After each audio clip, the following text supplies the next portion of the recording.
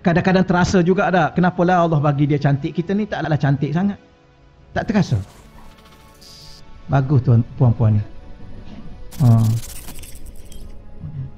Bagus, alhamdulillah. Redha dengan apa yang ada. Itulah bahagia. Apa makna bahagia? Terima apa yang ada. Okeylah.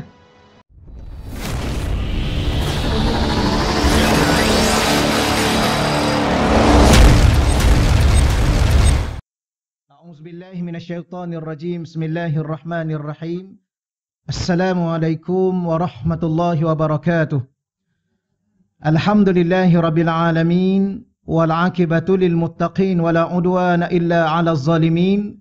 Ashhadu an la ilaha illallah wahdahu la syarika lah wa ashhadu anna sayyidana Muhammadan abduhu wa rasuluh. Allahumma salli wa sallim wa barik ala sayyidina Muhammad wa ala alihi wa ashabihi wa man tabi'ahum bi ihsanin ila yaumiddin. Allahumma syrah lana sudurana. Ya Allah, kau lapangkanlah hati-hati kami ya Allah. Wa hassin akhlaqana wa adabana ya Allah, kau perelokkanlah dan sempurnakanlah akhlak-akhlak kami dan adab-adab kami ya Allah. Wa yassir lana umurana fid dunya wal akhirah. Ya Allah, kau permudahkanlah segala urusan-urusan kami sama ada di dunia dan di akhirat ya Allah. Allah marzuqnal fahma wal ilma. Ya Allah, kau rezekikanlah kepada kami kefahaman dan ilmu pengetahuan ya Allah. Wal hikmata wal aqla, kau rezekilah juga kepada kami hikmah, kebijaksanaan dan akal yang sempurna ya Allah. Bi rahmatika ya arhamar rahimin, dengan rahmatmu ya Allah ya arhamar rahimin. Walhamdulillahi rabbil alamin. Amma ba'd. Yang saya hormati dan saya muliakan ya, Kak Salwa dan urustia muslimat. Yang saya hormati dan saya muliakan para ahli ilmu. Yang saya hormati dan saya muliakan tuan-tuan, puan-puan, muslimin muslimat yang dirahmati Allah Subhanahu wa taala sekalian. Alhamdulillah, seperti biasa kita bersyukur kepada Allah Subhanahu wa taala, terutamanya kita berada pada Sayyidul Ayyam. Ia berada pada penghulu kepada hari-hari yang kita lalui dalam kehidupan kita, yang mana pada hari ini Allah Subhanahu wa taala telah memilih khusus kepada kita umat ya Nabi Muhammad sallallahu alaihi wa alihi wasallam. Baik, insya-Allah kita teruskan lagi pengajian kitab Durratul Hikam, iaitu permata ataupun mutiara hikmah.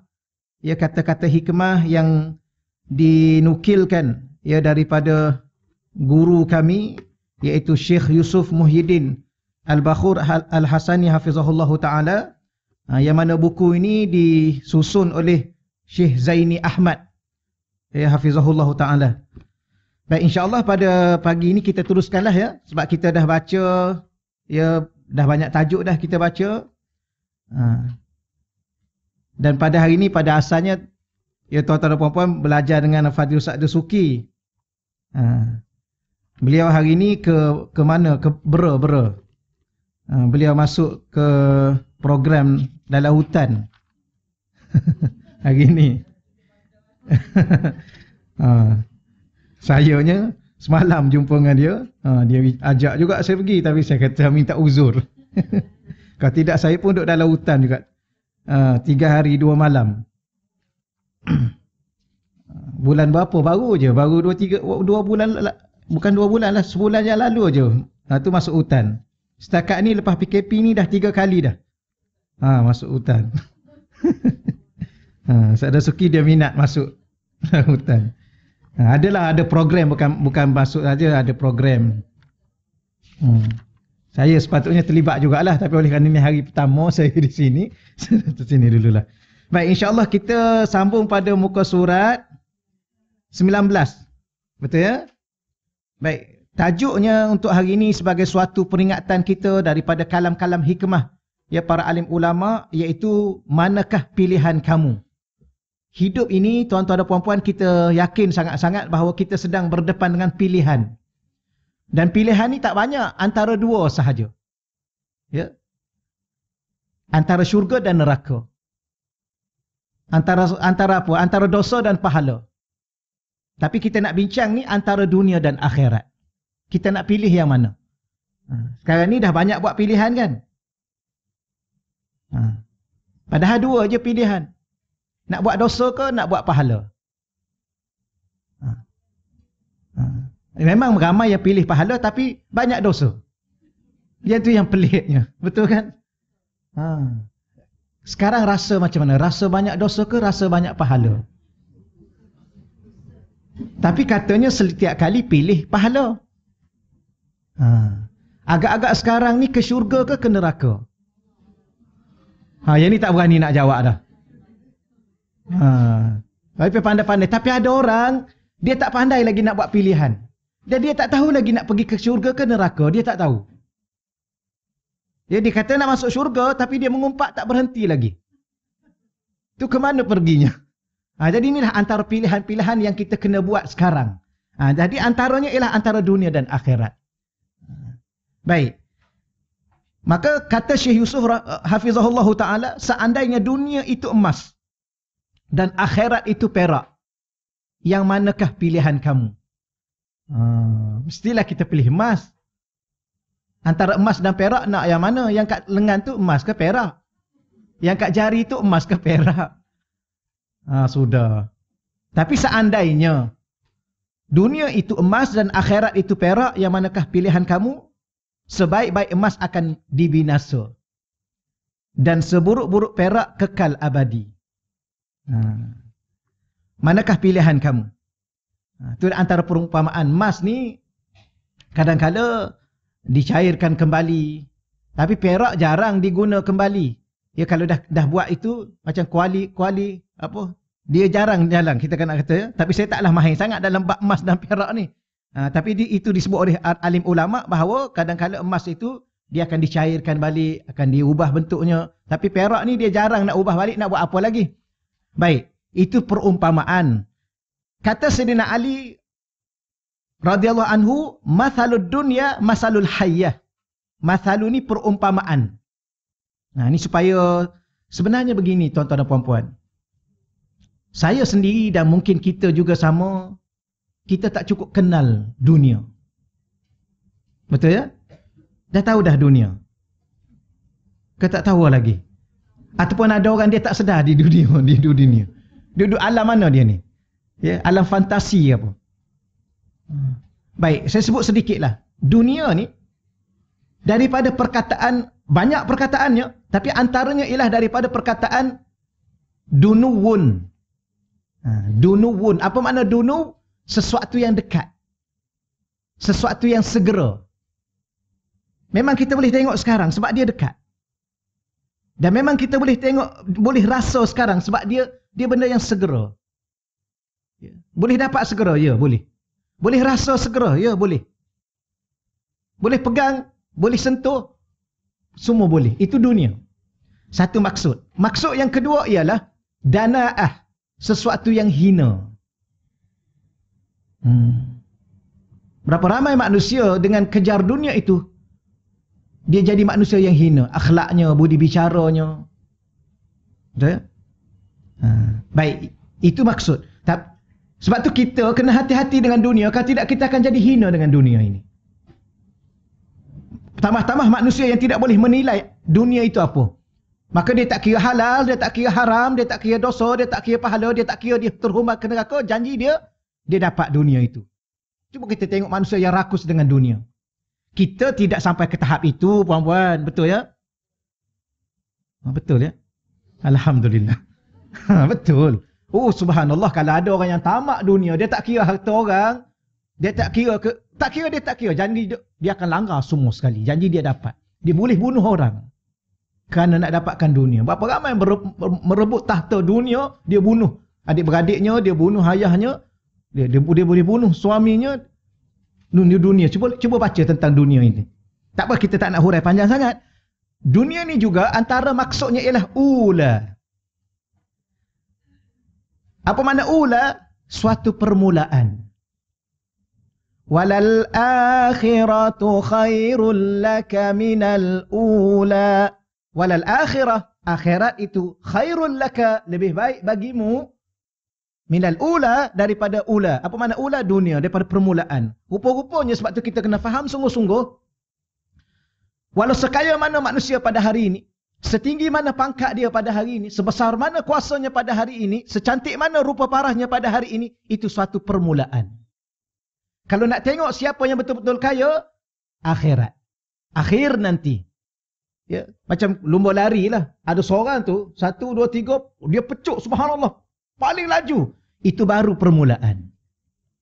Kita tengok siapa menang akhir tu. Betul ya? Kau nak tengok mula-mula. Wah, lajulah dia ni. Dah menang dah ni. Mana ada dah menang? Baru permulaan. Ni akak-akak semua, puan-puan semua, kita sebut muslimat lah sebab majoriti dia ya. Anak tak nak, suka tak suka, kena akur lah tuan-tuan. Kalau mengundi yang ini memang confirm kalah kita. Pilih calon ketua, mesti muslimat menang. Calon ketua, akak selalu tak apalah. Secantik mana orang kita tengok, ya Allah cantiknya dia, subhanallah. Baru permulaan. Dia ada lagi yang kemuncak kecantikannya. Siapa dia? Ahli syurga. Wanita-wanita yang menjadi ahli syurga. Okeylah ya? Okey. Cukuplah. Permulaan. Sekaya mana dia? Permulaan. Sebesar mana pangkat dia? Permulaan. Kalau kita nak tengok siapa yang betul-betul pangkatnya besar, akhirat kita boleh tengok. Siapa yang betul-betul? Yang pada hari itu boleh berbudi bicara dengan Allah. Boleh berdiplomasi dengan Allah. Bahkan boleh minta dengan Allah. Ya Allah, masukkan dia ke syurga. Itu betul-betul besar pangkat dia. Ramai dia panggil syafaat. Dia boleh bagi syafaat. Rasulullah itu tak kita kata tak kisahlah sebab yang tu memang kita dah tahu dah daripada dunia dan akhiratnya. Ada orang-orang ini atas muka dunia ni yang kalau dia balik ke akhirat disebut pada Allah, ya Allah selamatkan orang ni ya Allah. Allah akan selamatkan dia. Kenapa? Kedudukan dia besar pada hari itu. Sebab tu apa makna dunia? Salah satu dunia adalah ula, permulaan. Maka jangan sedih dengan apa yang berlaku di dunia ni. Ia satu permulaan. Bukan suatu penentuan dan pengakhiran kehidupan ini. Tidak. Okey ya? Kadang-kadang terasa juga ada. Kenapalah Allah bagi dia cantik. Kita ni taklah cantik sangat. Tak terasa? Bagus tuan puan-puan ni. Bagus, alhamdulillah. Redha dengan apa yang ada. Itulah bahagia. Apa makna bahagia? Terima apa yang ada. Okeylah. Akhirat kita faham dah. Kita pun dah selalu sebut akhir penghujungnya. Ketentuannya. Di situlah segala-galanya. Kalau syurga, selama-lamanya. Kalau bahagia, selama-lamanya. Kalau cantik, selama-lamanya. Kalau sihat, selama-lamanya. Itulah akhir. Yang disebut akhirat. Yang itu yang dikatakan walal akhirah. Akhirat itu khairul laka, lebih baik. Bukan baik, lebih baik. Dan tidak mampu sedikit pun ditandingi dan dinilai untuk ditandingi untuk disamakan dengan dunia. Tak. Dia jauh berbeza. Bahkan kalau orang senang atas muka dunia selama-lama pun, dia masuk neraka satu saat pun hilang segala kesenangan dunia yang selama-lama itu. Contoh dia hidup kaya raya, mewah, sehat, masyhur atas muka dunia. Berapa tahun dia hidup masyhur? 60 tahun. Berapa tahun dia hidup kaya? Dia masuk neraka satu saat hilang seluruhnya. Tetapi kalau kita derita dunia ni kita derita daripada saat kita lahir derita. Betul ke? Ke dah tak ingat dah? Ya. Lahir kat rumah, ya tak ada kain pun, balut pun gitu-gitu saja, orang miskin. Subhanallah. Duduk pula dengan keluarga miskin. Kemudian sampai ke akhir hayat miskin.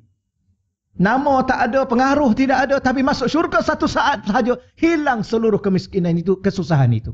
Itulah kehebatan akhirat. Langsung tak mampu disamakan. Okey, maka supaya kita tambah lagi faham tentang apa makna dunia, maka dibuat perumpamaan oleh Sayyidina Ali radhiyallahu anhu, masalud dunia. Ya, perumpamaan dunia itu masalul hayyah, seperti seekor ular. Ular ni bagaimana? Ya, kita sebab tu saya duduk dengan syekh saya ni, salah satu pengajaran yang boleh saya ambil lah. Terlalu banyak. Antaranya ialah apa yang kita faham, rupanya kita tak cukup faham. Kita rasa dah faham dah. Ya, macam kita ni kan dah faham kan? Kau tak faham-faham lagi ni. Minta maaf ya saya cakap macam tu. Kita rasa kita dah faham dah hidup atas muka dunia ni. Kan kita kan dah umur 60. Kita kan dah sebagai seorang bapa. Bukan setakat bapa dah. Kita dah atuk dah sekarang ni. Dah nenek dah sekarang ni.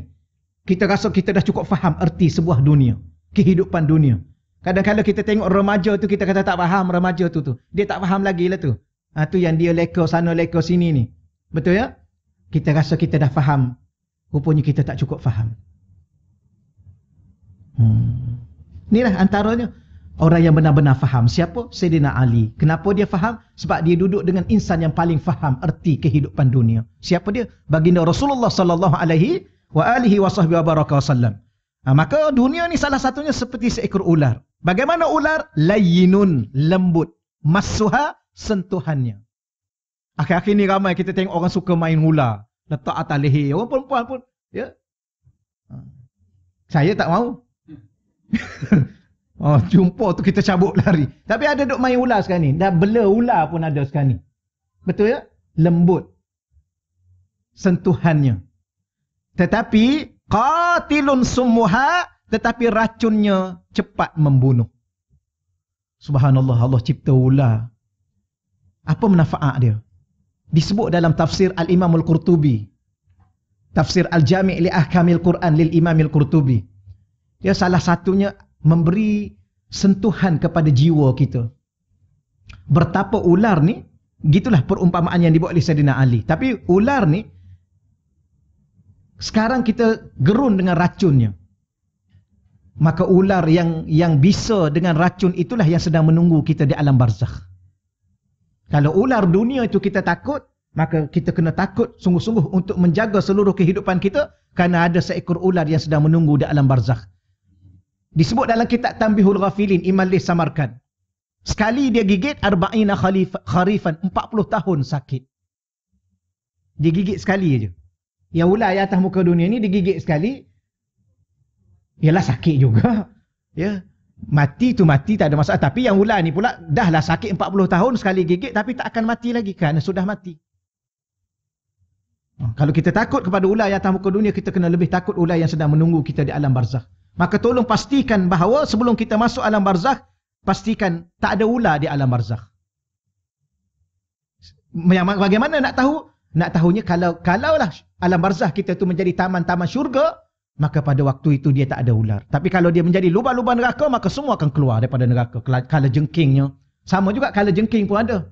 Dulu bukan main lagi, dia minat kumpulan apa? Skorpion ke apa? Ingat lagi tak? Ni generasi kita ni mesti ingat ni. Ingat lagi. Minat kat skorpion. Jumpalah dia. Tak adalah. Tak ada tu selingan sikit-sikit lah insyaAllah. Allahumma salli ala sayyidina Muhammad. Ya, hari ini kita berada pada hari Jumaat. Kata para alim ulama, di akhir zaman ini tidak ada amalan yang paling menyelamatkan kita di akhirat adalah perbanyakkan selawat ya kepada junjungan baginda Rasulullah sallallahu alaihi wasallam. Allah, Rasulullah sallallahu alaihi wasallam ni kata ulama, wa zikruhu fihi syifa. Mengingatinya adalah penawar. Ada satu saya masa duduk dengan Syekh, tapi ada banyak dalam YouTube pun ada. Ada masa kalau duduk dengan Syekh saya, antara dia baca, Innal habibal mustafa dhu ra'fatin wa dhu wafa wa dhikruhu fihi syifa. Takat tu dululah. Masa tak ada. Wa dhikruhu fihi syifa. Mengingatinya, padanya ada penawar, ada kesembuhan. Tambah-tambah yang kalau ada kerinduan kita kepada Rasulullah sallallahu alaihi wasallam. Tapi hari inilah antara hari yang terbaik untuk kita banyakkan berselawat.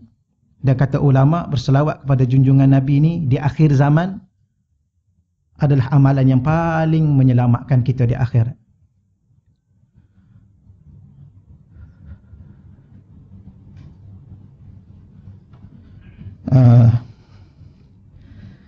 Jadi kita baca firman Allah Subhanahu wa taala, alhaakumut takatsur hatta zurtumul maqabir. Kamu telah dilalaikan daripada mengerjakan amal bakti.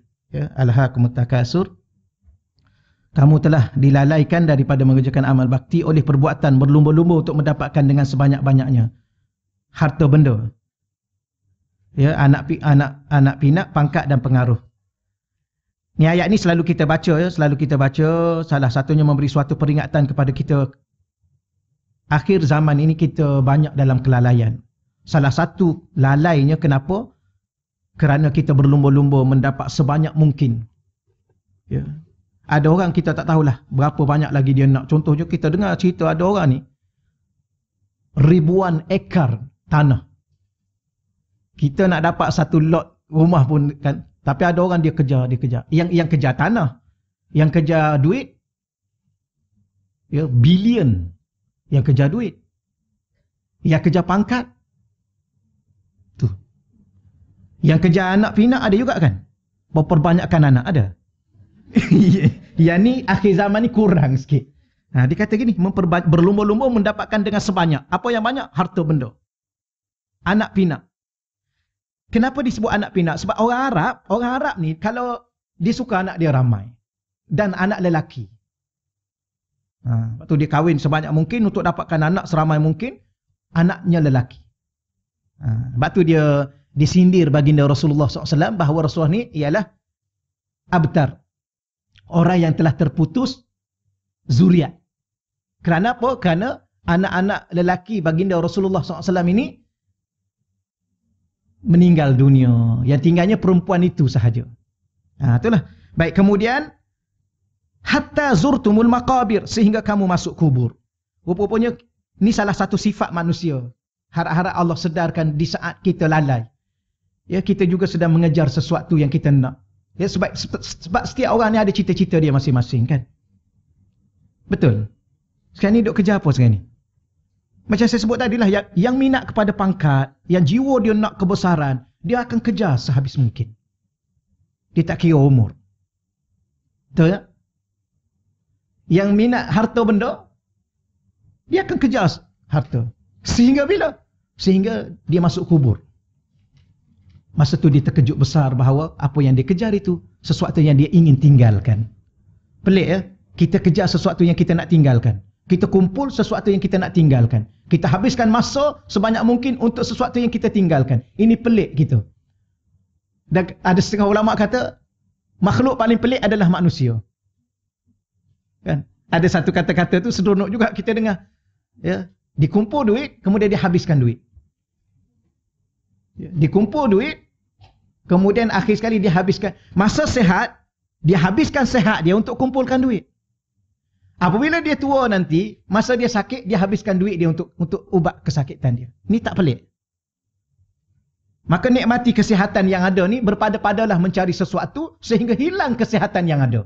Kenapa? Kerana dia sihat ni, dia guna kesihatan itu. Dia kumpul harta, dia cari harta, tak kira kerja siangnya, malamnya, segala-gala dia buat. Maka akhir sekali dia jatuh sakit. Kerana dia tidak menggunakan kesihatan itu untuk sedikit. Akhir sekali dah sakit, dia habiskan duit yang dia kumpul pula. Bayar itu, bayar ini. Ini pelik. Okey dah, setakat tu dulu. Kalau dia begini, dia tak payah pergi acara panjang-panjang sekarang ni. Sebab saya yakin tuan-tuan dan puan-puan yang ada depan saya ni sudah cukup faham. Untuk kita tambahkan sikit, apa yang nak tambahnya? Rasa. Sebab faham saja tanpa rasa tak cukup menggerakkan seketul hati kita. Ya, dalam bertindak, dalam memberi suatu kesan dalam diri kita. Sebab itulah minta rasa. Sebut Allah ada rasa, sebut Rasulullah ada rasa. Paling-paling kurang pun sebut Allah rasa gerun, rasa takut. Macam mana aku nak jumpa Allah? Macam mana kalau suatu hari nanti aku berdepan dengan Allah? Apa aku nak jawab? Kalau Allah tanya aku, kamu bawa apa jumpa aku? Apa tuan-tuan dan puan-puan nak jawab? Jumpa dengan Rasulullah. Apa kita nak jawab depan Rasulullah? Dengan keadaan saya, dengan keadaan tuan-tuan dan puan-puan pada hari ini, agak-agak boleh tak jumpa Rasulullah? Macam mana kita rasa? Jumpa Allah macam mana kita rasa? Yang dia benda-benda kalau boleh rasalah rasa. Macam mana nak rasa, mintalah dengan Allah. Ya Allah, Engkau jadikan hati aku ni ada rasa, ya Allah. Sebab salah satu daripada benda yang bahaya bila mana kita hilang rasa. Hilang rasa takut pada Allah, hilang rasa malu kepada Allah, hilang rasa rindu kepada Rasulullah, Hilang rasa. Salah satu sifat orang munafik, dia hilang rasa. Kan ada suratul Baqarah tu. Wa ma yash'urun. Yukhadi'una Allah walladzina amanu wa ma yakhda'una illa anfusahum wa ma yash'urun. Tak payah terjemah dah ya. Yukhadi'una Allah. Ada orang atas muka dunia dia tipu Allah. Yukhadi'una Allah walladzina amanu, dia juga tipu orang beriman. Ya, yukhadi'una Allah walladzina amanu wa ma yakhda'una illa anfusahum. Sebenarnya mereka tidak menipu Allah, mereka tidak menipu orang beriman, tetapi mereka menipu diri mereka sendiri. Wa ma hum yash'urun, tetapi mereka sudah hilang rasa, mereka tak rasa. Hilang rasa ni salah satu ciri orang munafik. Ya, rasa takut, rasa gerun, rasa harap, rasa cinta, rasa rindu, rasa malu nak jumpa dengan Allah. Benda-benda begini kita kena ada. Baik, firman Allah Subhanahu Wa Taala, wasari'u. Lambatlah saya baca tajuk ni. Ya, wasari'u, naklah engkau bersegera. Sari'u ni bersegera. Ada satu tajuk dalam kitab Riyadhus Salihin Al-Imam Nawawi, ya, Al-Mubadarah dia panggil. Mubadarah pun betul, Musara'ah pun betul, iaitu kita berlumba-lumba. Bersegera ila maghfiratin, kepada mendapatkan maghfirah. Dia terjemah di sini apa? Dan bersegeralah kamu mengerjakan amal-amal yang baik untuk mendapatkan ampunan. Itu dah huraian sedikit. Kalau dari segi bahasa asal Al-Quran, iaitu wasari'u, naklah kamu segera ila, kepada maghfirah, keampunan, min rabbikum, daripada Tuhan yang mencipta kamu, yang menjaga kamu, yang menghidupkan kamu. Rabb boleh ada waktu Allah kata Allah, ada waktu Allah sebut Rabb. Bila mana kita jumpa perkataan Rabb, apa maksud? Kita ulang balik. Hendaklah kamu bersegera mendapat keampunan. Daripada siapa keampunan itu? Min rabbikum, daripada yang mencipta kamu. Min rabbikum, yang menjaga dirimu. Min rabbikum, yang memberi rezeki kepadamu. Min rabbikum, yang sedang mengurus takbir urusan hidupmu. Apa lagi? Al-Muhyi, Al-Mumit, Al-Razzaq. Itu Rabb. Maka minta ampun dengannya. Dia cipta kamu, tapi kamu derhaka kepadanya. Minta ampun kepadanya. Dia yang menghidupkan kamu, tapi kamu lalai daripadanya. Kita ni sedang bernafas, sedang berkelip, sedang bergerak, sedang berbicara ni. Sebab apa? Sebab hidup. Betul ya? Siapa yang hidupkan kita? Tapi kenapa lupa yang menghidupkan kita? Kita nak cakap macam mana bahasa yang lebih itu ya? Kalau Allah tak hidupkan kita, tak hidup kita. Tapi tiba-tiba kita lupa pada yang menghidupkan itu. Subhanallah, satu kesalahan yang cukup besar. Satu kecuaian yang cukup apa? Tak tahu kita nak berbicara bagaimana. Ibu yang lahirkan kita itu pun kita tak pernah lupa kepadanya. Sebenarnya dia hanya lahirkan kita. Masa kita duduk dalam perut ibu kita tu, adakah ibu kita yang menjadikan mata kita, menjadikan telinga kita, membentuk urat saraf kita? Tak. Tulang belulang kita? Tak. Ibu kita dia hanya mengandung. Okeylah, alhamdulillah, itu pun sudah cukup besar artinya. Yang tak akan mungkin kita lupa selama-lama. Tiba-tiba Allah yang mencipta ibu kita, Allah yang mencipta kita dalam kandungan, Allah yang melahirkan kita melalui perut ibu kita, Allah yang hidupkan kita, yang besarkan kita, yang bagi makan pada kita semua sekali. Tiba-tiba kita lupa. Yang lupa pula dalam sembahyang semasa menghadap dia. Tak malu kita nak jumpa dia. Jumpa-jumpa pula nak masuk syurga dia. Kadang-kadang berbicara tanpa ingat kepadanya. Mari kita masuk syurga. Nak masuk syurga siapa? Ya, ada orang meminta maaf tuan-tuan sekalian. Ada orang jenis tu jannah. Marilah kita berjalan ke syurga. Syurga siapa? Ya, kita kata okey, mari kita masuk ke istana, berjalan ke istana. Istana siapa yang kita nak masuk? Karena istana itu ada tuan punya. Mari kita ke rumah. Rumah siapa yang kita nak pergi? Ya. Jangan sembarangan kita berbicara sebenarnya. Sebenarnya ramai di kalangan kita, termasuk kita lah, saya. Kadang-kadang kita banyak kurang adab dengan Allah. Sebab itulah kita minta Allah marzuqnal. Ya Allah, Allah ma'ahsin. Ya Allah, engkau sempurnakanlah akhlak dan adab kami, ya Allah. Terutama adab kami denganmu. Nak pergi masuk syurga. Syurga siapa kita nak masuk? Syurga itu ada tuan punya. Sebab tu Allah tak kata ke syurga. Allah kata, salah satunya ialah inna lillahi wa inna ilaihi raji'un. Kita ni dari Allah nak kembali pada Allah. Setelah itu Allah akan putuskan kita ke syurga atau neraka.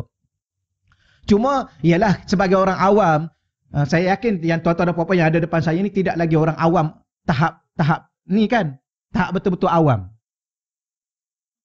Ada ke yang betul-betul awam, yang tidak betul-betul awam? Minta maaf salah guna bahasa.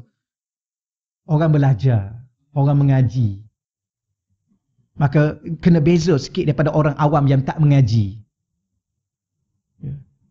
Nak pergi-pergi masuk syurga. Nak masuk syurga siapa? Nak sewa rumah pun, bukan nak beli, nak sewa.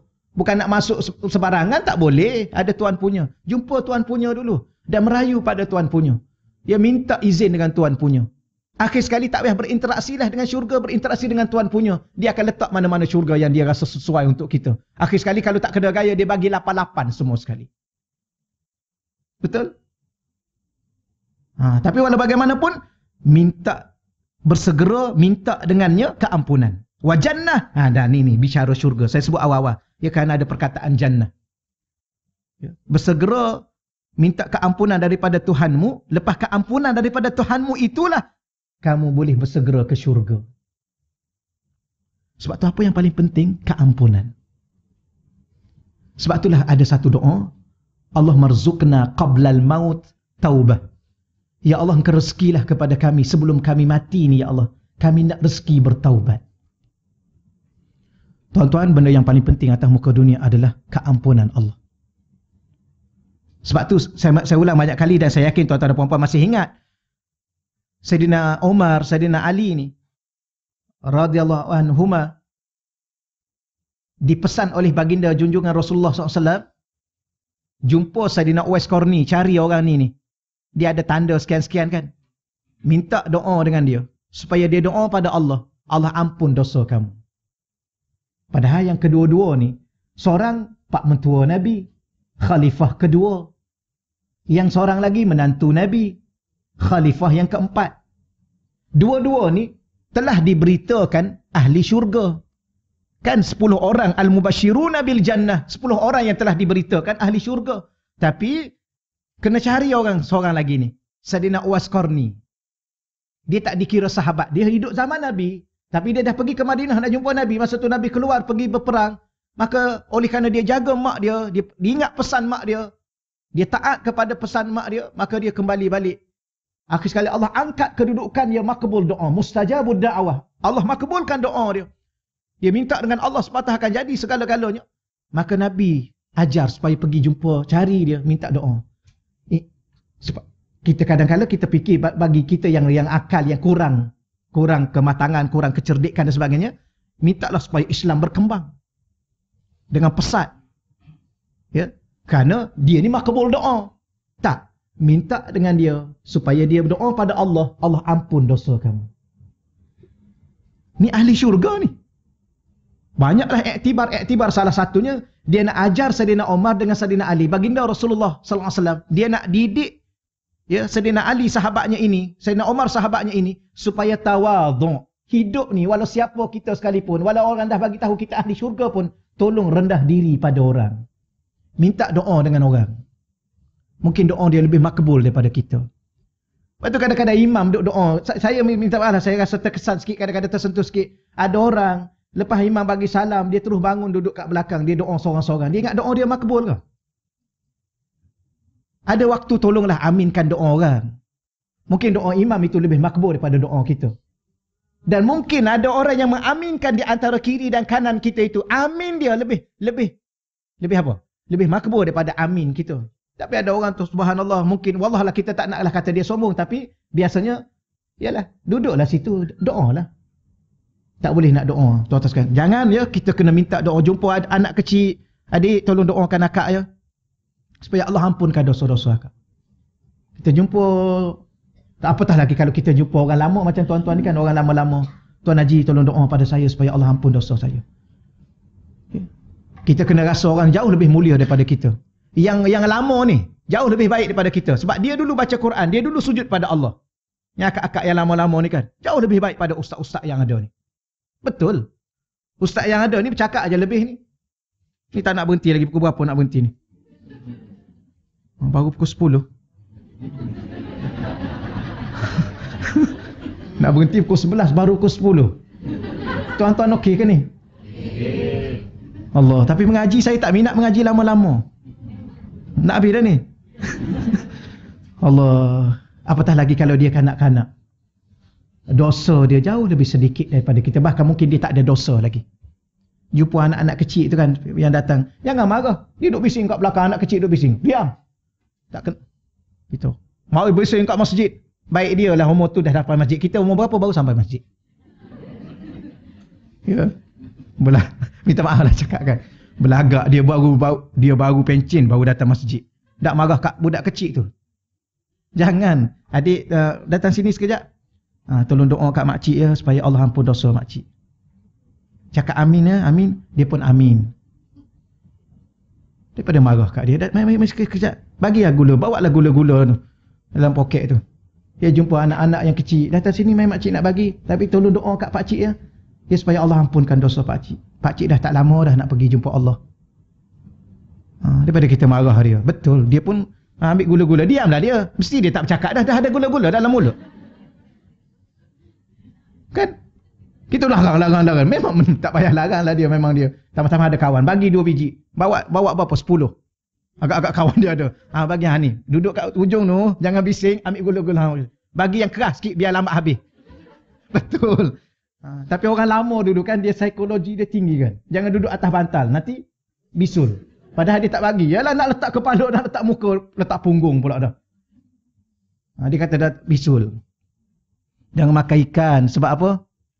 Cacing. Padahal ikan itu je yang ada. Betul zaman dulu. Ingat lagi tak? Zaman sekarang tak ada dah. Semua senang. Okeylah, setakat tu dulu. Wa jannah, satu syurga. Dan Allah bagi sedikit apa? Rasa kerairahan kepada ganjaran dari Allah. Iaitu syurga. Arduha, dia punya luasnya. As-samawat, 7 petala langit. Ya, dia terjemah di sini melebihi langit. Arduha, terbentangnya, luasnya 7 petala langit.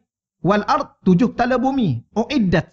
Uiddat ni kalau kita belajar bahasa Arab, pertama dia adalah fi'il madhi. Ya. Verb past tense dia bagi. Fi'il madhi, iaitu telah. Telah apa? Telah siap sedia. Sekarang ni ada tak syurga? Ada. Siapa bagi tahu ada? Allah bagi tahu. Bagaimana cara Allah bagi tahu? Diguna perkataan fi'il madhi. Dengan tempoh masa yang sudah. Telah. Baik, kemudian siapa yang sediakan? Maka di huruf hamzah kat depan tu dibaca dengan dhammah baris depan. Maka perkataan tu dia panggil fi'il bina majhul. Untuk tambah imbuhan di. Maka telah disediakan.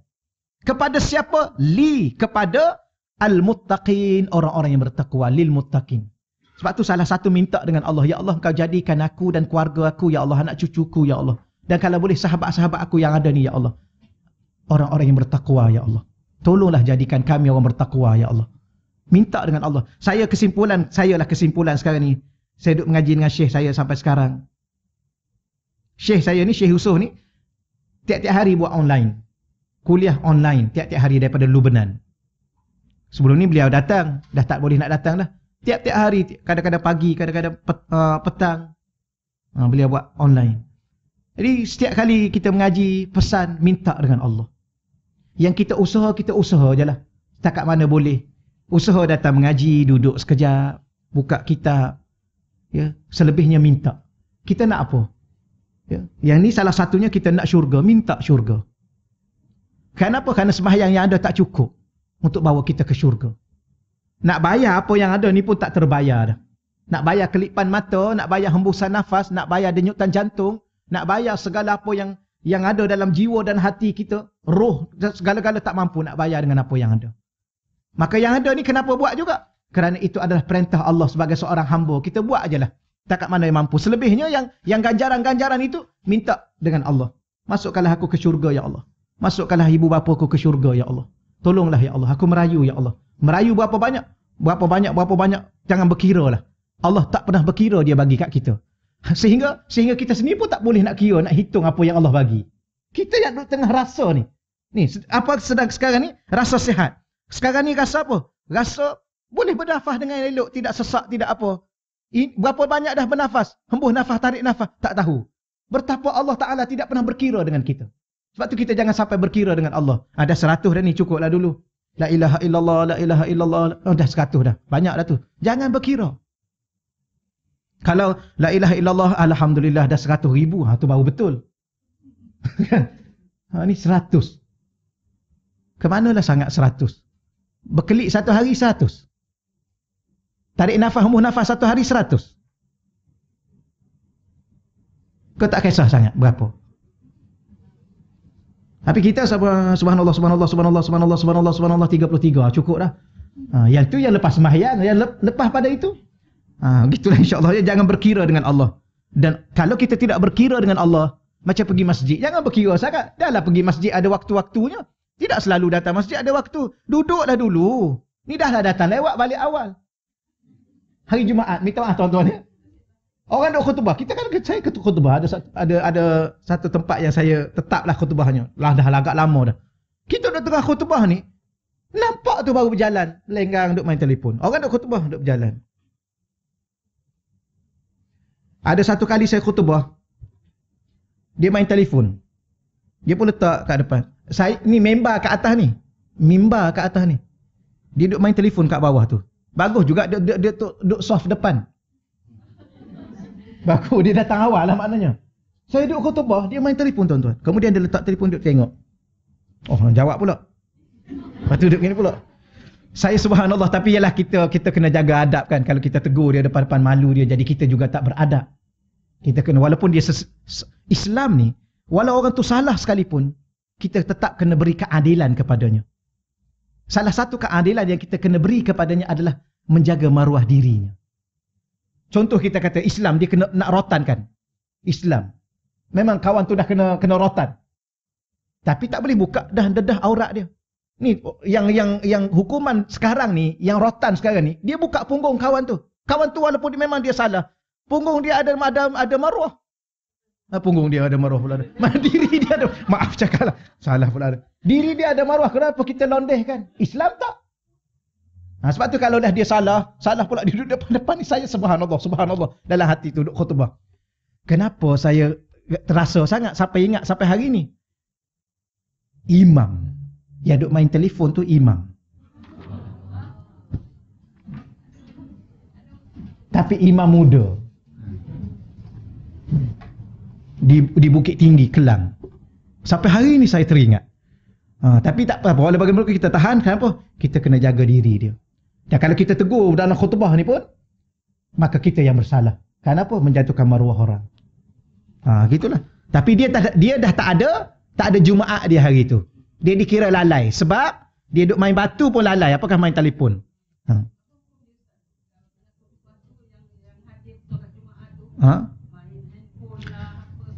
Yang tu tadilah. Dia dah terkeluar daripada ahli Jumaat pada hari tu.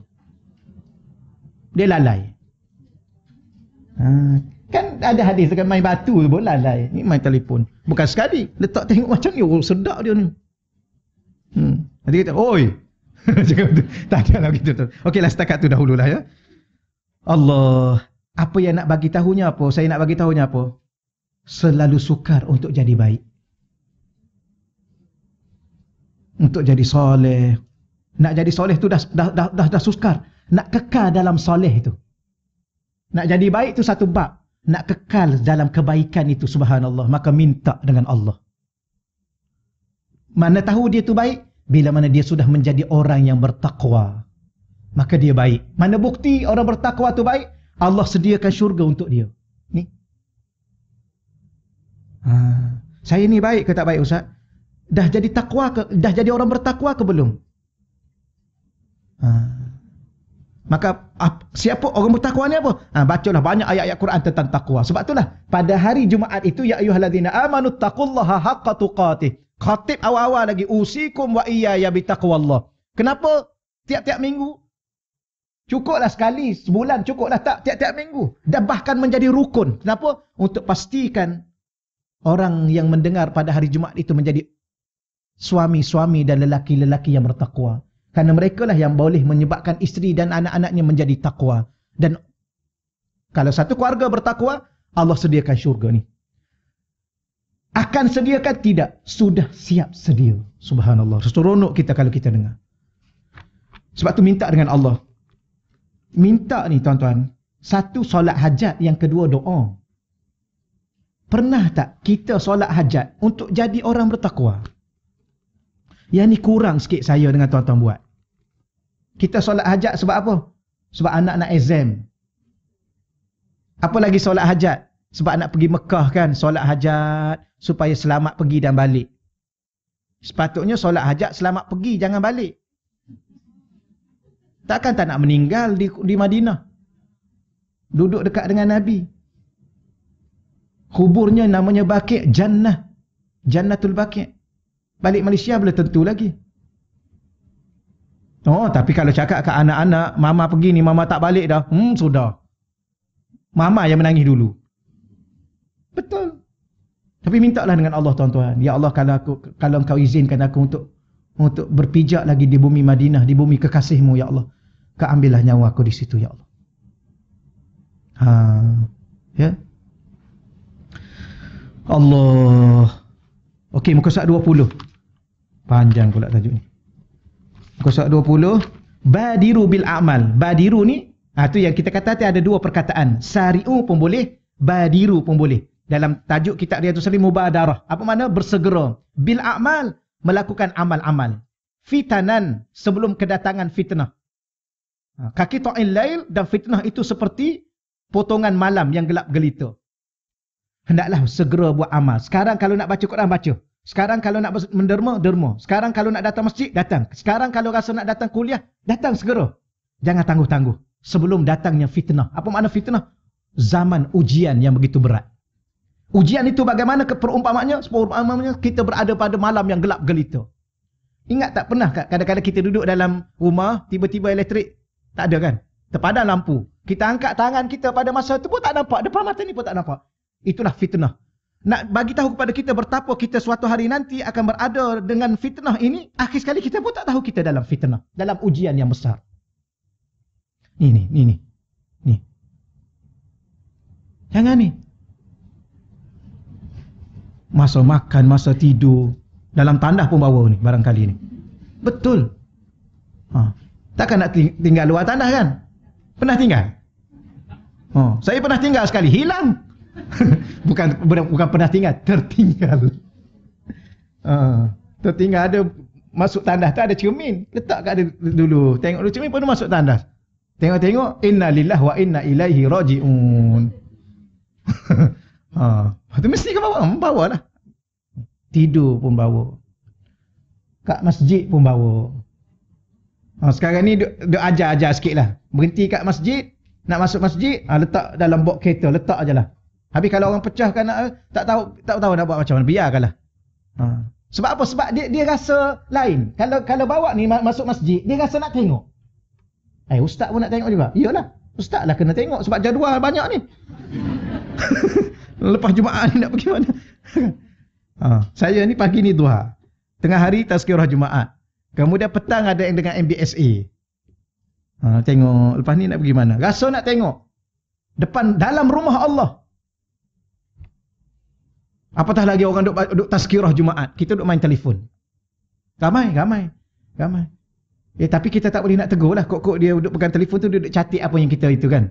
Tapi catik-catik senyum. Tu wallah alam lah dia catik apa pengajiannya. Betul. Tapi yang catik-catik sungguh. Yang catik. Okey lah. Allah Rabbi. Gitulah insyaAllah ya.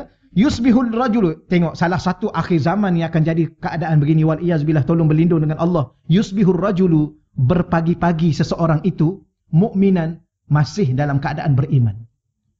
Wa yumsi kafiran. Yumsi ni sama ada petang atau ke malam. Ni dia terjemah di sini malam. Petang tu, ya, kata masa al-khair, selamat petang. Petang dan malam itu dah jadi kafir. Subhanallah. Pagi mukmin, petang, malam tu kafir. Apa yang dia buat? Wallah alam. Di pagi tu dia masih beriman, tengah hari tu maknanya antara pagi, tengah hari, petang dan malam. Kalau kita terjemah malam, pagi beriman, tengah hari dengan petang dia buat apa? Malam dah jadi kafir. Tak tahu dia buat apa tengah hari itu. Subhanallah. Kafir dah dia. Kafir. Isim fa'il. Bukan kufur. Kufur sifat. Dia sudah bersifat dengan ciri-ciri sifat orang kafir. Tak. Dia dah jadi kafir. Isim fa'il. Dah ada sifat kafir pada dirinya. Wa yumsi. Dan pada malam itu dia masih beriman. Wa yusbihu kafiran. Tapi waktu pagi besoknya dah kafir dah dia. Malam pukul berapa malam? Maghrib. Pukul 12 dah masih tengah malam.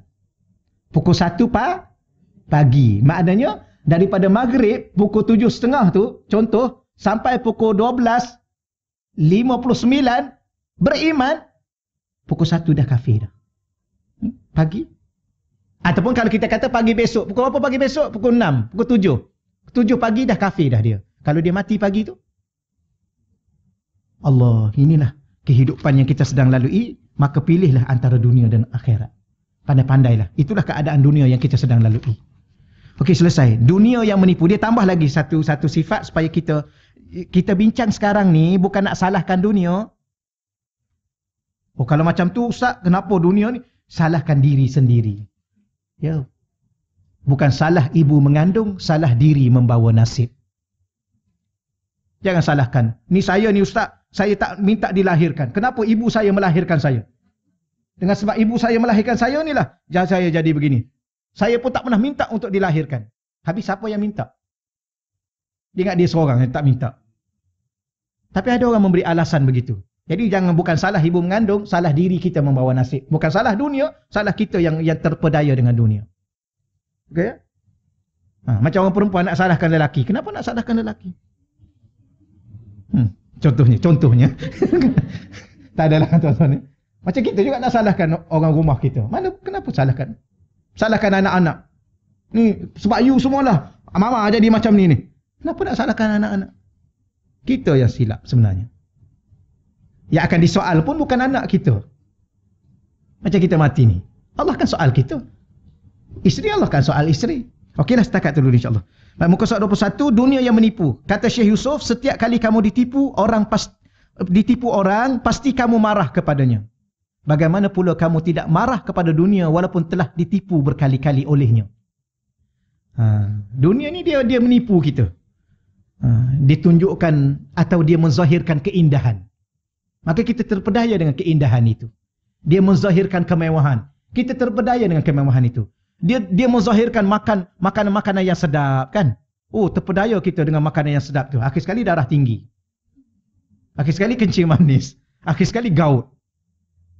Oh, sedapnya udang apa? Ketam ni, subhanallah, makan gaut. Nak makan lagi? Makan lagi. Maknanya berkali-kali ditipu. Dah tahu dah, memang tahu dah benda tu. Makan-makan darah naik. Dah tahu dah kambing. Ya, tapi jangan salahkan kambing. Salahkan kita kenapa kita makan. Kita dah tahu dah makan kambing tu dah jadi darah tinggi. Orang lain makan tak ada masalah pun. Maknanya bukan masalah kambing. Betul? Kalau masalah pada kambing, semua yang makan jadi masalah. Tapi kita makan okey pun. Dia je yang masalah. Jadi masalah pada dia. Betul? Nabi Sulaiman, semua alam ini tunduk pada dia. Dengan jinnya, dengan malaikatnya, dengan anginnya, dengan burung-burungnya. Dia tak lalai pun daripada Allah. Ratu apa? Bilqis. Apa nama dia? Bilqis. Ratu Balqis. Yang kita orang Malaysia Balqis. Bilqis. Tak apalah, apa-apa pun bagilah. Setengah orang tak bagi nama Balqis. Sebab apa? Nama jin. Apa masalahnya ambil nama jin? Kan? Letak je lah, nak letak nama. Orang sekarang bukan letak nama, letak fi'il. Fi'il, tahu fi'il. Nama apa? Arina. Apa makna Arina? Tunjukkanlah kepada kami. Nama apa? Anzalna.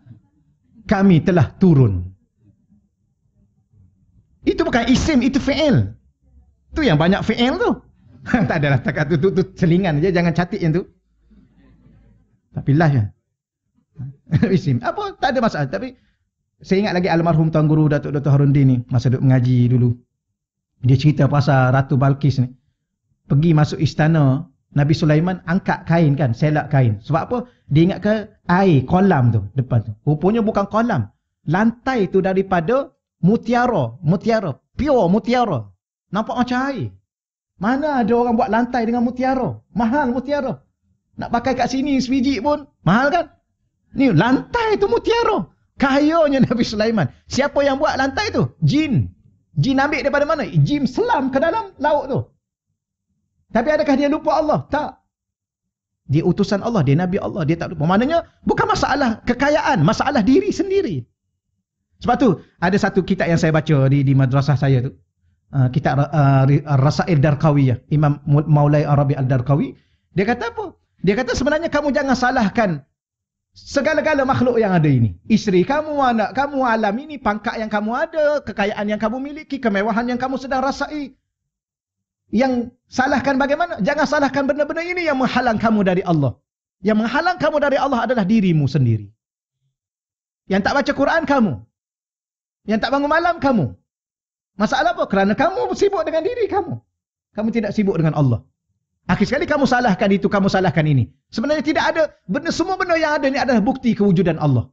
Semua benda yang ada ni menzahirkan kebesaran Allah. Semua yang kita lihat ini, hatta kita lihat diri kita di depan cermin pun, bukti kebijaksanaan, kebesaran, kesempurnaan Allah. Ada seorang akak tu, saya mengajar kat masjid negeri, saya kata Allah tu wujud tak bertempat. Dan dia tidak perlu pun pada tempat. Kerana tempat itu dia yang cipta. Sebelum itu tidak ada pun tempat itu. Dia pun telefon saya. Ustaz, boleh tak saya jumpa? Saya nak jumpa Ustaz dengan suami saya. Ada hal penting nak jumpa. Okey, boleh. Datang madrasah saya. Okey, dia pun datang. Saya dengar Ustaz kat masjid negeri, Ustaz kata Allah ni begini, sebagaimana saya sebut tadi. Habis kalau Allah tidak bertempat dan dia tidak perlu pada tempat, mana kita tahu dia tu ada? Mana kita tahu dia tu ada? Macam mana Ustaz? Saya dah lama duk bicara, setelah saya duk dengar kuliah Ustaz, saya pening dengan suami saya ni. Dia pening duk fikir ni. Tu yang minta penting sangat nak jumpa. Mana bukti Allah tu ada? Saya kata akak dengan suami ni lah bukti Allah tu ada. Akak ada sendiri, suami ada sendiri. Bukti kewujudan Allah yang paling nyata dan jelas, diri kita ni lah. Akak berkelip sendiri, akak tarik nafas munafas sendiri, jantung akak denyut sendiri. Akak berjalan dengan kaki akak sendiri. Berapa ramai yang ada kaki dah tak mampu berjalan? Berapa ramai dah ada mulut tak mampu berbicara? Berapa ramai yang dah mata tak mampu berkelip? Berapa ramai dah ada telinga tak boleh lagi mendengar? Habis dulu mendengar dengan mata, dengan telinga. Kalau mendengar dengan mata, dengan telinga, sampai hari ini boleh mendengar. Kalau berjalan dengan kaki, sampai hari ini boleh berjalan dengan kaki. Tapi berapa ramai kat hospital dah sebulan tak boleh berjalan? Dulu dia berjalan dengan apa? Allah yang memberi izin kepadanya, memberi rezeki kepadanya. Maka akak dengan suami inilah bukti kewujudan Allah. Kenapa akak perlu letak Allah di mana-mana? Baru nak jumpa Allah. Gitu contohnya. Tapi yalah, dia bagus juga dia telefon nak jumpa, nak tanya. Maknanya janganlah kita. Jadi sebenarnya yang menjadi masalah kita dengan Allah bukan dunia yang Allah cipta ini, diri kita. Inilah yang kita. Sebab tu jangan salah faham. Dunia yang menipu. Memang dunia itu menipu. Yang masalahnya, kenapa kita kena tipu? Kita macam ni lah, marah kat penipu. Kau ingat P. Ramlee? Ingat P. Ramlee, subhanallah. Bagus dia ni, moga Allah ampunkan dosa-dosa dia. Dia banyak bagi pengajaran kepada kita. Ya, dia artis tu artis lah. Berapa ramai artis pun bagus lebih pada kita juga. Dan engkau kena tipu tu, apa dia cakap? Engkau dah tahu dah dia penipu. Bagus juga cerita tu ya. Dia tak rasa puas tengok lagi. Kejap-kejap nak tengok lagi. Alibaba tu berapa kali tengok dah. Tak ada setakat tu dulu.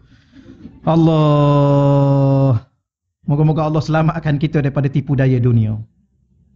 Baik, kata salafus salih, ad-dunya kalma'il mih.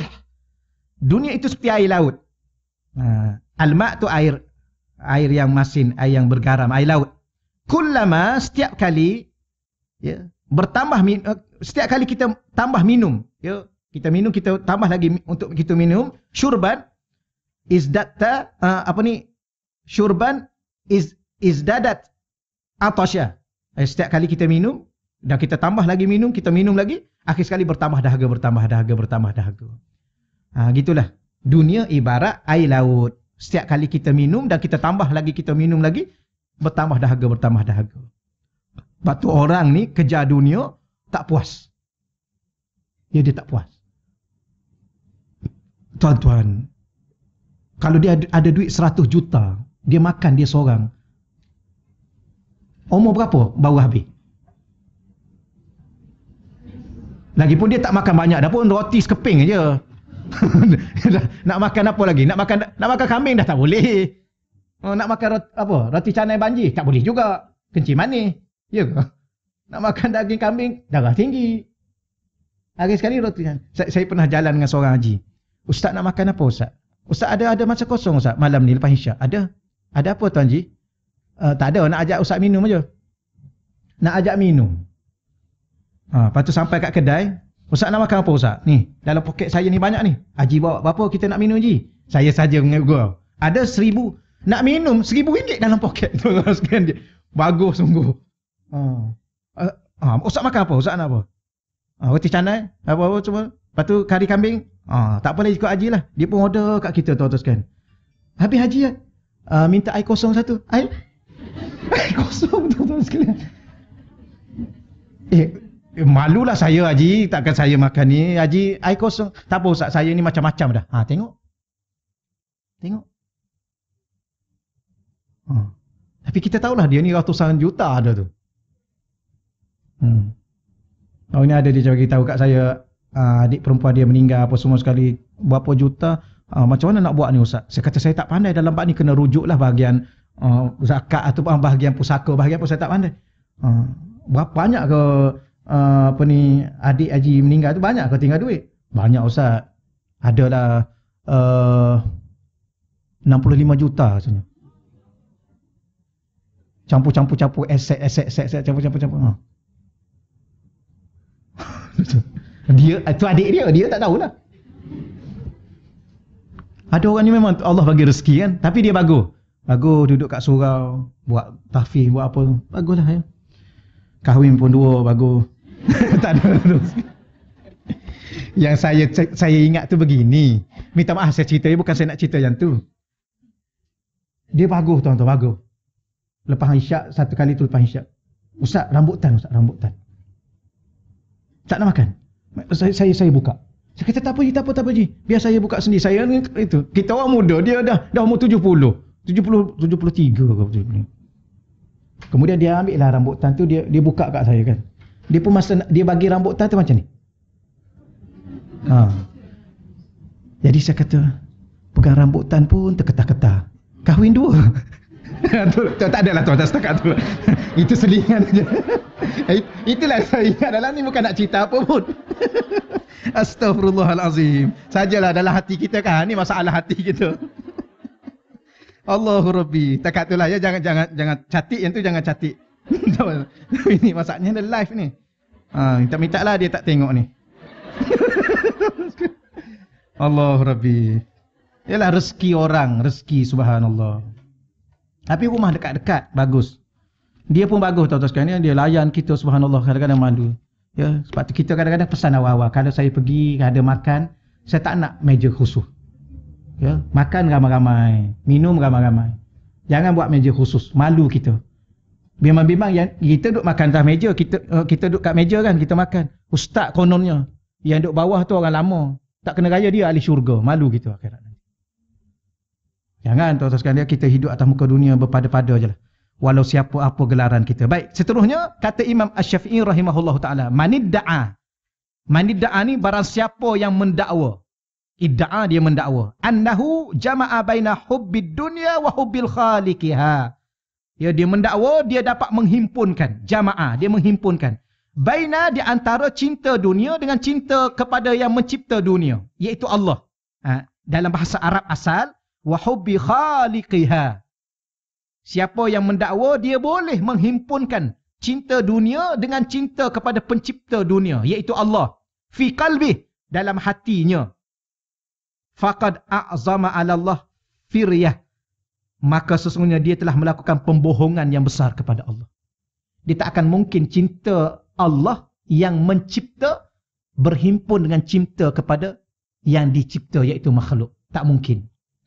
Sebab itulah tuan-tuan dan puan-puan, di mana cinta itu di hati, maka buang segala-galanya dari hati. Yang adanya hanya Allah dan Rasul. Tak mungkin tanpa Rasul. Tak mungkin.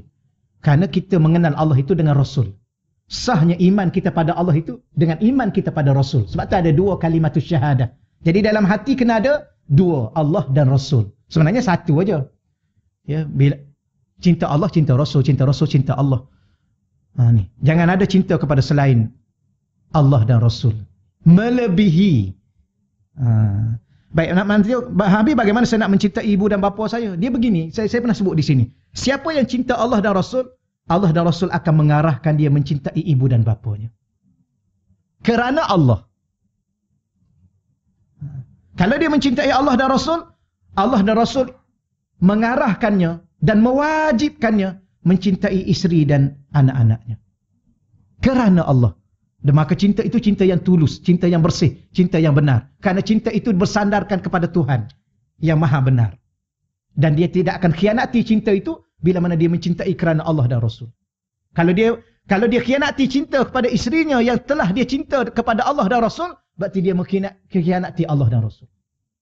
Itu indahnya formula kehidupan. Ada orang dia tak faham. Sebab tu saya dalam tahun ini orang jemput ceramah hijrah. Saya ceramah hijrah hati kepada Allah dan Rasul. Sudah-sudahlah hati kita kan. Ingatkan saya bagi tahu. Saya pun sama juga. Kita kadang-kadang kita bercinta, kita sanggup memberi hati kita kepada orang yang kita cintai. Ya.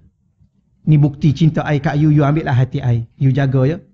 Oh, subhanallah. Kejap-kejap menangis, kejap-kejap menangis. Betul. Orang perempuan selalu bagi hati kat orang lelaki. Jangan pernah bagi hati kita. Saya ingat mak saya pernah pesan, jangan pernah bagi hati kepada seorang perempuan. Jangan pernah bagi. Habis bagi pada Allah. Setelah bagi pada Allah itulah barulah kita boleh mencintai orang perempuan itu dengan cinta kita kerana Allah. Kan? Indah tu dia punya tu. Ni I bagi hati I kat you jaga elok-elok ya. Apa lagi? Kemudian nama you terpahat di hati I. Wah. Tak payahlah. Hanya nama Allah saja kan. Oh, macam-macam lah tuan-tuan. Pelik dunia ni. Lepas tu bercinta 7 tahun, kahwin seminggu.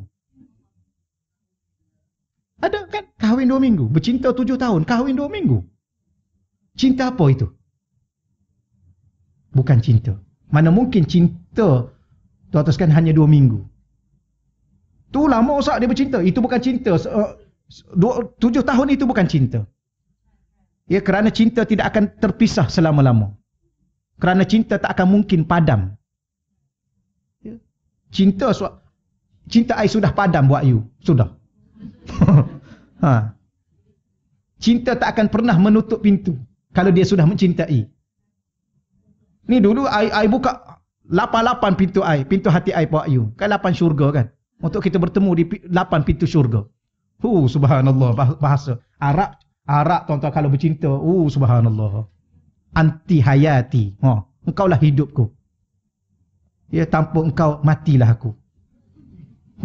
Padahal kawan tu mati, dia tak mati-mati juga. Tak adalah tuan. Itulah masalah hati ni. Maka hijrah hati ni bagilah pada Allah, cukuplah. Ya, dulu biarlah yang berlalu tu biarlah berlalu. Arab kata qad madha ma madha. Yang lepas biarlah lepas. Ya, pulang kembali jumpa suami minta balik. Ya.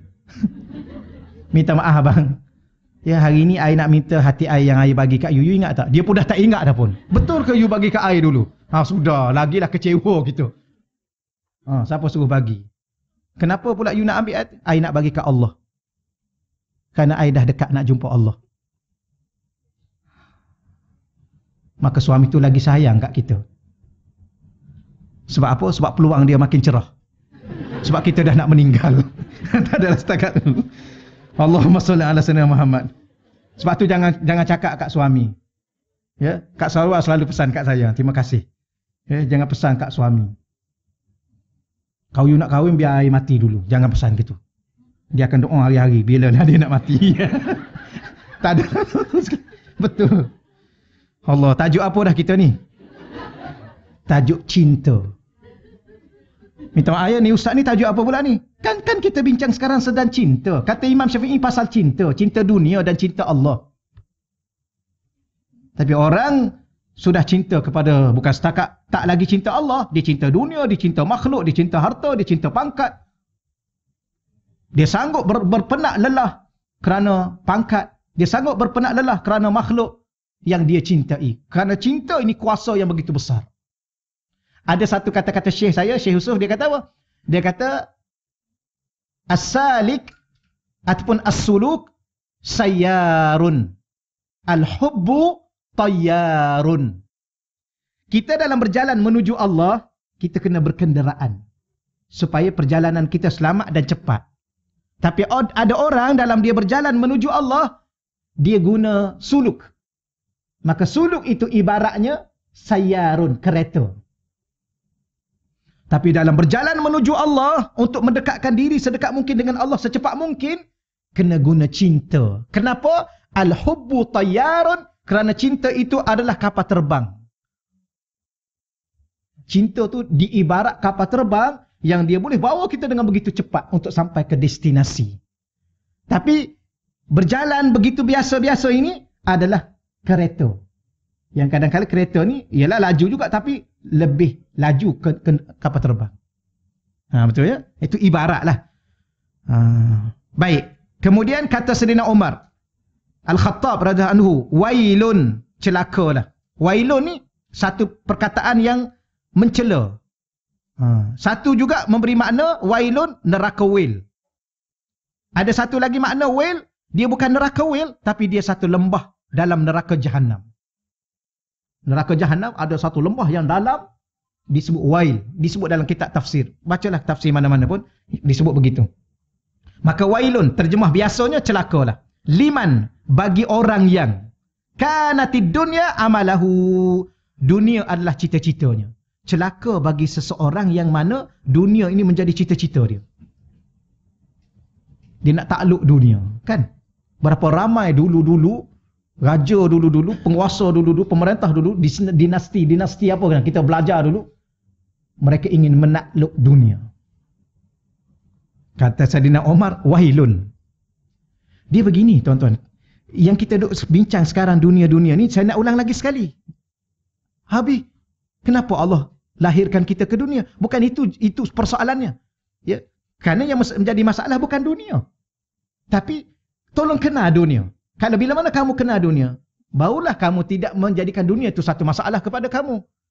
Ya. Sekarang ni kamu tertipu dengan dunia. Tapi yang masalah bukan dunia, kamu. Begitu. Itu persoalan sekarang. Okey ya? Baik, satu. Yang kedua saya nak sebut, dunia yang mana yang menjadi masalahnya?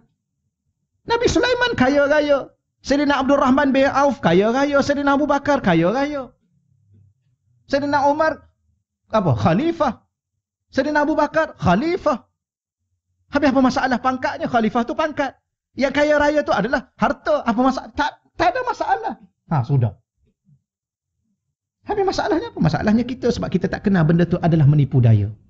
Tapi kalau kita ambil dia dan kita kawal dia, ya, tak ada masalah. Kita boleh derma berapa banyak kita nak derma, kita boleh bantu berapa banyak anak yatim yang kita boleh bantu, orang miskin yang kita boleh bantu. Nanti kalau macam ni ustaz saya ni ada nak buat bisnes ni, tak jadilah kalau macam ni. Tak, teruskan. Ada seorang tuan haji, dia umur 75 kau. Tan Sri di Kota Damansara. Ada satu kali tu dia sajalah jalan-jalan nak pergi ke kereta, dia pun berjalan. Dia kata, ustaz saya nak tanya boleh? Saya sekarang ni duk buat satu projek tempat peranginan lah. Tapi saya buat yang jenis mewah, yang ada konsep Islamik. Satu malam 3,000 ke 5,000. Kok masuk dalam tu dia rasa dia Islam. Tu. Saya tak tahu konsep bagaimana. Tapi dia orang yang, sebab tu saya selidik lah siapa dia ni. Memang orang bukan sebarangan lah. Orang yang dah memang jaya projek-projek besar, mega-mega. Okey. Apa pandangan ustaz? Sebab saya ni dah umur 75. Jadi apa yang kita belajar sekarang ni, yang kita syekh kita duk bagi tahu, teruskan. Kan Nabi pesan kalau kita nak tanam pokok durian, kita sekarang ni sempat tak dengan pokok nak dapat buah durian? Agak-agak lah. Bila kita nak meninggal, bila-bila? Durian berapa tahun? 3 tahun, 4 tahun. Nak tanam? Tanam. Habis kita tak sempat makan, ada orang akan makan. Jangan risau anak cucu kita. Habis kita dapat pahala. Jadi saya pun tanya dia, kenapa nak buat? Salah satunya saya nak bantu ni lah. Bila mana ekonomi kita nak bantu. Ramai orang Islam yang susah-susah, dia kata. Maka teruskan. Macam ni. Kenapa? Habis tadi belajar dunia yang menipu dah je. Bukan masalah dunia, masalah kita yang tertipu. Janganlah kita tertipu. Gitu je lah. Allah, ya. Kemudian, wal khataya amaluhu. Celakalah juga orang yang dosa adalah amalan dia. Dosa tu menjadi amalan. Buat aja dosa. Tapi alhamdulillah dia selalu, alhamdulillah pula dah. Subhanallah. Kita payah juga selalu nak sebut. Memang kerja dia. Kalau tak mengumpat, mengeji orang. Kalau tak mengeji orang, berjudi. Kalau tak berjudi, minum arak. Itu dia kerja dia. Wailun, celaka orang ni. Tapi memang ada orang, dia fikir hari-hari buat dosa je. Ini nak tipu orang ni. Besok nak tipu orang ni pula. Lusa nak kata kat orang ni. Lusa nak mengeji orang ni. Lusa nak menyumpah orang ni. Itu je kerja dia. Kerja cyber terupa. Subhanallah. Wailun, celaka dia. Duduk cari salah orang kan. Patut up. Viral. Itulah kerja dia. Cari salah viral. Ini kerja-kerja dosa. Sayyidina Umar kata celaka orang ni, Wal iyazubillah. Sekarang cyber terupa yang dibayar. Bukan sembarangan. 5,000 sebulan dibayar. Cari apa? Ni cari orang ni. Kerja dia seorang ni je. Dia cari seorang ni. Maka dibongkar kesilapan, dilondeh maruah, subhanallah. Dia nak buat apa? Dan bila mana dia post dan nak viralkan, selagi mana benda tu kekal. Satu dunia dia berjalan fitnah itu dan kekal. Kalau dia tak tutup akaun tu. Dan kalau dia mati, siapa nak tolong tutup? Orang tak tahu tu akaun dia sebab dia guna dia fake akaun. Dia samaran. Berjalan sampai kiamat. Berapa lama dia nak duduk dalam neraka? Ni cyber terupa ni live ni. Ni cyber terupa. Tak kira siapa saja. Tolong ingat tuan-tuan dan puan-puan. Ya, sayangkan diri sendiri dan anak-anak kita. Ya, tak kena gaya hasil itu hasil haram. Memanglah. Dah duduk fitnah orang. Dapat bayaran, hasil itu haram. Bagi makanan haram ke anak-anak. Maka anak-anak hidup dengan darah daging haram. Anak pula jadi cyber terupa yang dapat harta haram. Bagi kat cucu pula. Subhanallah. Ya, fikirlah 2-3 kali untuk hidup kekal di dunia bahagia selama-lama. Ya, walaupun susah sedikit lah. Memang susah sikit. Memang dunia ni, tuan-tuan, dunia ni memang tempat susah. Tempat sakit. Tempat kecewa. Tempat derita. Nanti jangan pula pergi tanya. Ada satu kitab hikam. Ya, Imam Ibn Athaillah Skandari. Dia kata dunia ni kalau begini-begini, itulah dunia. Kalau kita pergi mengadu, Syekh, kenapa saya ni selalu sakit? Kenapa saya ni selalu penat? Kenapa saya ni selalu susah? Jawapannya apa? Hazihi hiyad dunia. Dunia bukan hazihi. Dunia ni muannas. Subhanallah. Bahasa Arab ada satu aja benda, maka dia dikira muannas. Maka dunia ni perempuan. Sebab tu dalam Isra' Mi'raj, yang ni kan perempuan tua. Dunia ni perempuan tua. Tapi memakai hiasan yang cantik. Masih lagi orang terpedaya. Maka bila mana ditanya, kenapa begini? Kenapa ustaz saya selalu sakit? Anak saya selalu macam ni ustaz. Kenapa suami saya buat macam ni ustaz? Kenapa isteri saya begini? Kenapa jiran saya? Kenapa? Hazihi hiyad dunia. Itulah dunia. Kalau ada orang, seorang ni dia okey. Selalu sehat, selalu bahagia, selalu kaya. Itu bonus bagi dia. Tapi biasanya orang macam ni tak ada bahagian di akhirat. Sebab tu kalau Allah bagi kemewahan banyak sangat, tolong minta maaf banyak. Cukuplah ya Allah. Cukup dulu ya Allah. Aku takut aku tak ada bahagian di akhirat. Kadang-kadang kita doa. Ada doa-doa yang mustajab. Ada doa-doa tuan-tuan sekalian yang mustajab. Kalau doa ni, kalau kita nak tu, lambat banget aja. InsyaAllah kita akan dapat. Akhir sekali kita rasa takut. Yalah, kita tidaklah minta kapal terbang. Taklah sampai minta kapal terbang. Ya Allah, dah lama dah nak kapal terbang sebuah. Pun dah dapat. Agak-agak lah tuan-tuan kalau nak minta dengan Allah kan. Tapi kita minta dapat. Akhir sekali kita takut. Cukuplah dulu ya Allah. Takut tak ada bahagian. Baik, kemudian wailun lagi, celaka lagi. Golongan yang ketiga. Apa dia golongan ketiga? Azimu batnihi qalilu fitnatihi. Azimu batnihi ni buncit perutnya. Apa bukti? Apa dalil yang perut tu buncit? Maka banyak. Makan banyak. Dan Islam memang dia tak suka yang besar-besar ni, dia tak suka. Sebab memang dia makan banyak. Termasuk ustaz-ustaz. Betul. Tapi memang ustaz tu makan banyak, yang makan sikit tu ulama. Yang macam saya ni makan banyak. Sebab ustaz. Betul. Cuba tuan-tuan berkawan dengan ulama-ulama. Dekat dengan ulama. Sikit je dia makan. Sikit dia makan. Saya ikut syekh saya. Kita ni dah separuh hari. Daripada pagi. Sebab ada satu kali ada jemputan makan. Di Pasir Putih, Kelantan. Ada anak murid syekh situ. Sekarang ni anak murid syekh tu dah jadi esko pertanian Kelantan. Tak apalah. Pergi dia kata jangan makan di tempat lain. Kita dah sedia. Kita pun sampai ke rumah tu. Syekh mengajar dulu. Lapar ni tuan-tuan. Lepas tu okeylah, disilakan makan. Syekh duduk depan ada satu kali. Ada ramai-ramai saya duduk sini. Kita. Tapi kita tak boleh mula kalau Syekh tak mula. Syekh duduk. Syekh ni dia saja dia nak ajar kita. Kita lapar, dia tahu kita lapar ni. Bunyi dah perut ni. Dia buat tak tahu, dia sembang dulu. Bila Syekh nak makan ni, kita nak mula dah ni. Nak mula makan. Syekh pun ambil sikit-sikit. Sikit aja sikit. Kita sengaja, Syekh nak makan apa? Kita sengaja nak suruh Syekh cepat sikit makan. Sebab kita nak makan ni. Kita ambil bubur, letak. Jangan banyak kata dia. Khalil, syuaya. Letak.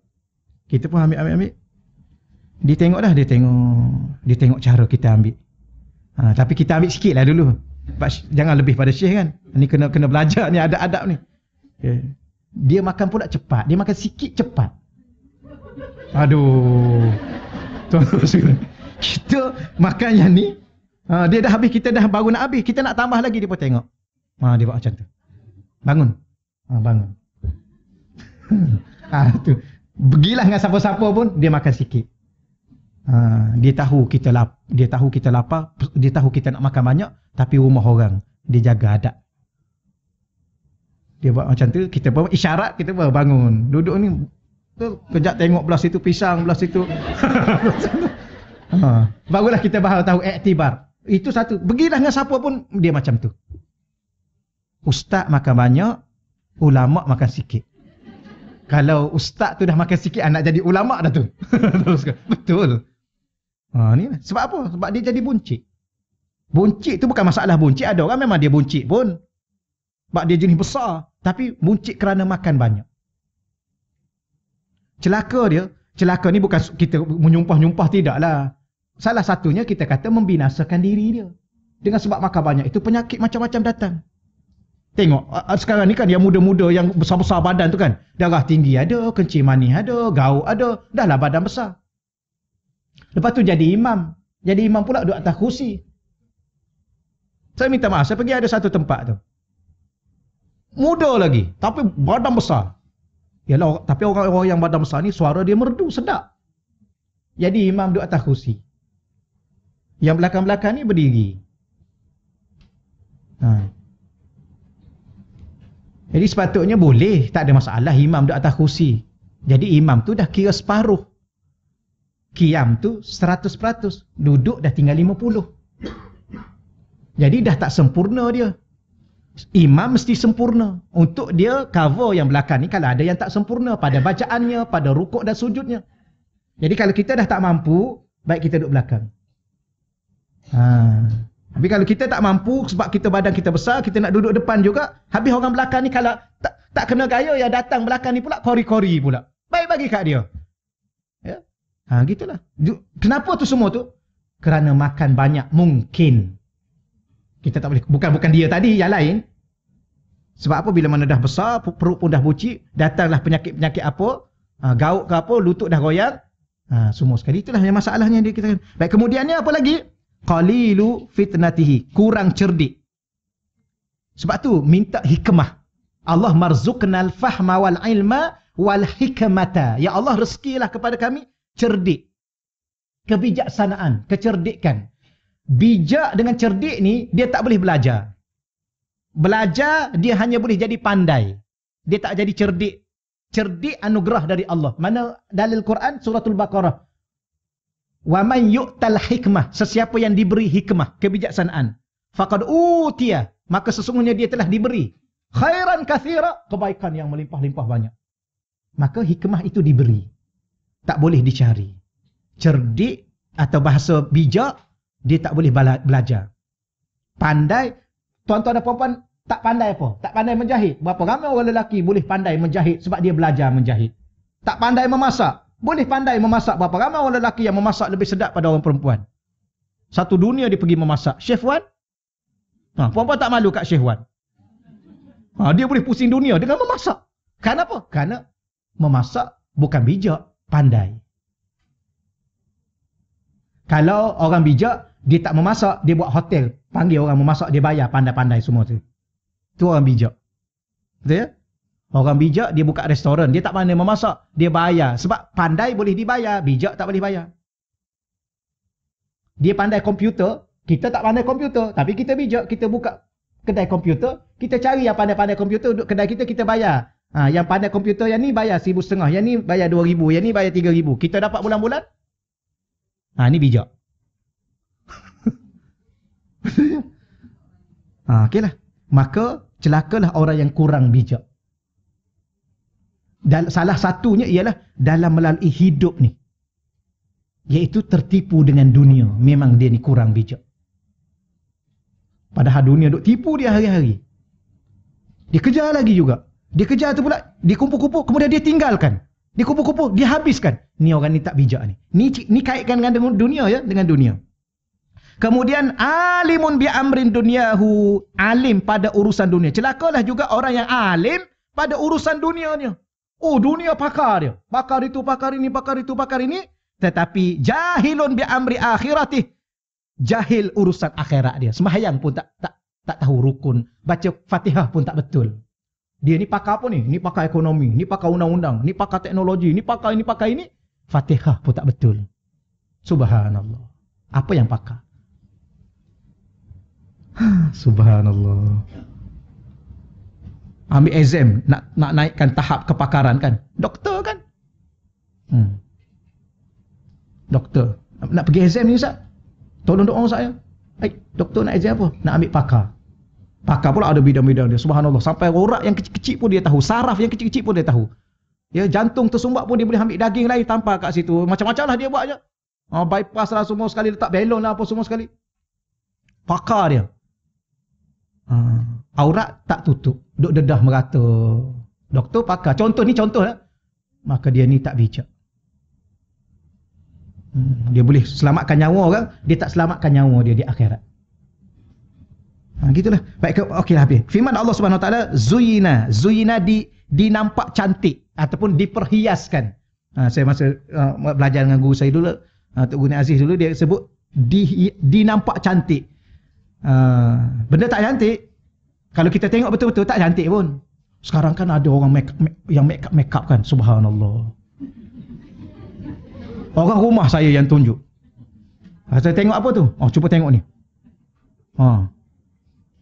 Dia kalau kita tengok dia dalam ni, dia tengok, subhanallah, muka Cina dia boleh jadi muka orang putih.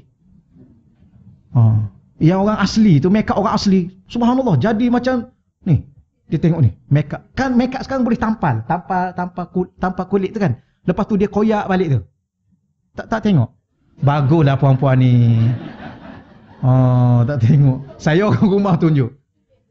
Dia tunjuk. Dan sekarang kan yang terkenalkan nama apa tu? Yang juru make up yang terkenal tu, orang Kedah tu. Bella tu. Tak tahu. Takat dulu nanti kita promosi dia. Saya tak tahu. Tapi orang rumah saya, dia tunjuk. Saya kata tak payahlah, make up tu dah cantik dah tu. Nanti kalau make up nak kena beli lagi. Dah cantik dah. Okey, kena bijak juga kan. Kita puji dia, selamatlah duit kita tu. Tak adalah tuan-tuan, okeylah. Tapi nak bagi tahunya, apa makna Zuyina? Saya ingat Tok Guru saya dulu, Tuan Guru dulu, dia kata apa? Tiang tandas tu. Tiang tandas. Sekarang tandas dah tak ada tiang. Dulu kan tiang yang buang dalam apa tu? Dalam sungai tu kan? Tak pernah? Ada duduk tepi sungai. Tiang bawah tu. Dah apa? Berlumut semua sekali. Yang tu pun kalau kita ambil, hias cantik tu. Tiang tandas tu. Itulah Zuyina. Ada orang nama Zuyina? Jangan kahwin dengan Zuyina. Kalau nama dia Zuyina. Sebab dia tu nampak cantik aja tu. Tak cantik asalnya. Itu perkataan. Zuyina dinampak cantik, diperhiaskan. Dia punya terjemah ada muka surat 22 tu. Apa yang diperhiaskan? Dunia ini. Tapi kalau bahasa Quran, tu saya, tuan-tuan nak tengok terjemah muka surat sebelah tu. Saya nak bahasa asal Al-Quran tu. Jadi dinampak cantik. Kepada siapa? Lilladzina, kepada orang-orang yang kafaru, yang telah kafir. Rupanya orang-orang yang telah kafir, atau dengan bahasa mudahnya orang-orang kafir ni. Tapi kalau bahasa Arab, yang dah kafir. Apa yang dinampak cantik kepada mereka? Al-hayatud dunia, kehidupan dunia. Oh subhanallah, mereka nampak dunia subhanallah begitu indah. Mereka lihat segala-galanya. Lepas tu kita tengok orang yang bukan Islam, orang kafir ni. Memang dia buat sesuatu, memang betul-betul maksimum dia buat. Sungguh-sungguh dia buat. Mega sungguh. Menyanyi, subhanallah. Apa sahaja program dia akan buat. Ya, memang cantik sungguh. Kenapa? Kerana Allah hiaskan untuk dia begitu. Maka dia gairah dengan keindahan itu. Kemudian, وَيَسْخَرُونَ مِنَ الَّذِينَ آمَنُوا, lalu mereka memandang. Mereka memandang orang-orang, bukan memandang ni, sakhara ni, merendah-rendahkan, sombong. Kalau di sini sombong. Mereka berlagak sombong dan memandang rendah. Okey. Minal ladzina amanu, kepada orang-orang yang beriman. Orang kafir ni tengok orang Islam ni memang tak ada apa. Tak ada nilai. Siapa bagi tahu? Allah bagi tahu. Dia senyum kat kita, dia kata dia hormat kat kita, dia baik-baik dengan kita. Memang dia pandang kita hina sehina-hinanya. Siapa bagi tahu? Ni ayat Quran ni. Siapa bagi tahu? Allah bagi tahu. Jangan pula tanya, Allah tahu daripada mana? Ni saja cari pasal dengan Tuhan. Ada orang tanya. Siapa bagi tahu ni? Yang ustaz cakap ni apa ni? Yang ustaz cakap ni? Saya bukan saya cakap ni, Allah yang cakap ni. Allah tahu daripada mana? Sudah. Ni Allah bagi tahu. Tuan tak percaya. Orang kafir yang ada kat luar tu. Dia pandang hina kat kita semua ni. Dia pandang rendah. Allah bagi tahu. Dia baik ustaz, dia jujur, subhanallah. Dia jujur ustaz. Baik orang kafir yang jujur lah daripada orang Islam yang korup dan sebagainya. Kalau Islam pun dia korup, kafir lagilah. Ya. Kalau Islam pun menipu, baiklah baik orang kafir yang benar daripada orang Islam yang menipu. Kalau orang Islam pun yang percaya Allah pun menipu, orang kafir yang tak percaya Allah, tak payahlah. Gitulah. Kalau mereka betul-betul baik, Allah tak akan campak mereka dalam neraka selama-lama. Butakah Allah dalam melihat kebaikan? Mustahil. Kerana Allah adalah yang maha benar. Sebab tu Allah kadang-kadang dia guna Al-Haq. Ya? Al-Haq. Siapa Allah? Al-Haq. Tuhan yang maha benar. Kerana benar itu dari dia. Selain dari dia, dan selain yang tidak percaya kepada dia, semua tidak benar. Menipu. Ya. Dia kata nak bantu kita, nak bantu. Tak. Dia menipu. Baik. Walladzina taqaw fawqahum yaumal qiyamah. Dan orang-orang yang bertakwa. Lagilah kita sebut lagi sekali. Daripada sini kita dapat buat kesimpulan. Macam mana nak selamat daripada tipu daya dunia? Pastikan diri menjadi orang yang bertakwa. Gitulah. Macam mana nak jadi orang bertakwa? Minta dengan Allah. Merayu dengan Allah. Solat hajat kepada Allah. Ajarlah anak-anak kita daripada awal. Segala benda solat hajat minta dengan Allah. Kalau dia kata duit, ya boleh minta dengan Allah. Cuma Allah akan susunlah bagaimana nak mendatangkan duit itu. Cuma sebab musabab itu Allah akan susun. Tapi Allah akan bagi dengan cara yang paling. Sebab ada orang, tak ada orang subhanallah mudah aja dia. Dia duduk main telefon kat rumah, masuk. Main kat rumah, masuk. Masyuk. Kita keluar rumah, pergi satu hari. Pusing. Tak masyuk. Betul. Dia duduk main telefon kat rumah. Lepas tu tidur. Bangun-bangun tengok. Oh dah masuk dah. Main saham kan? Sekarang kat online je. Ada kawan saya dulu. Saya ajak saya tu. Ustaz, mari kita pergi belajar pasal saham.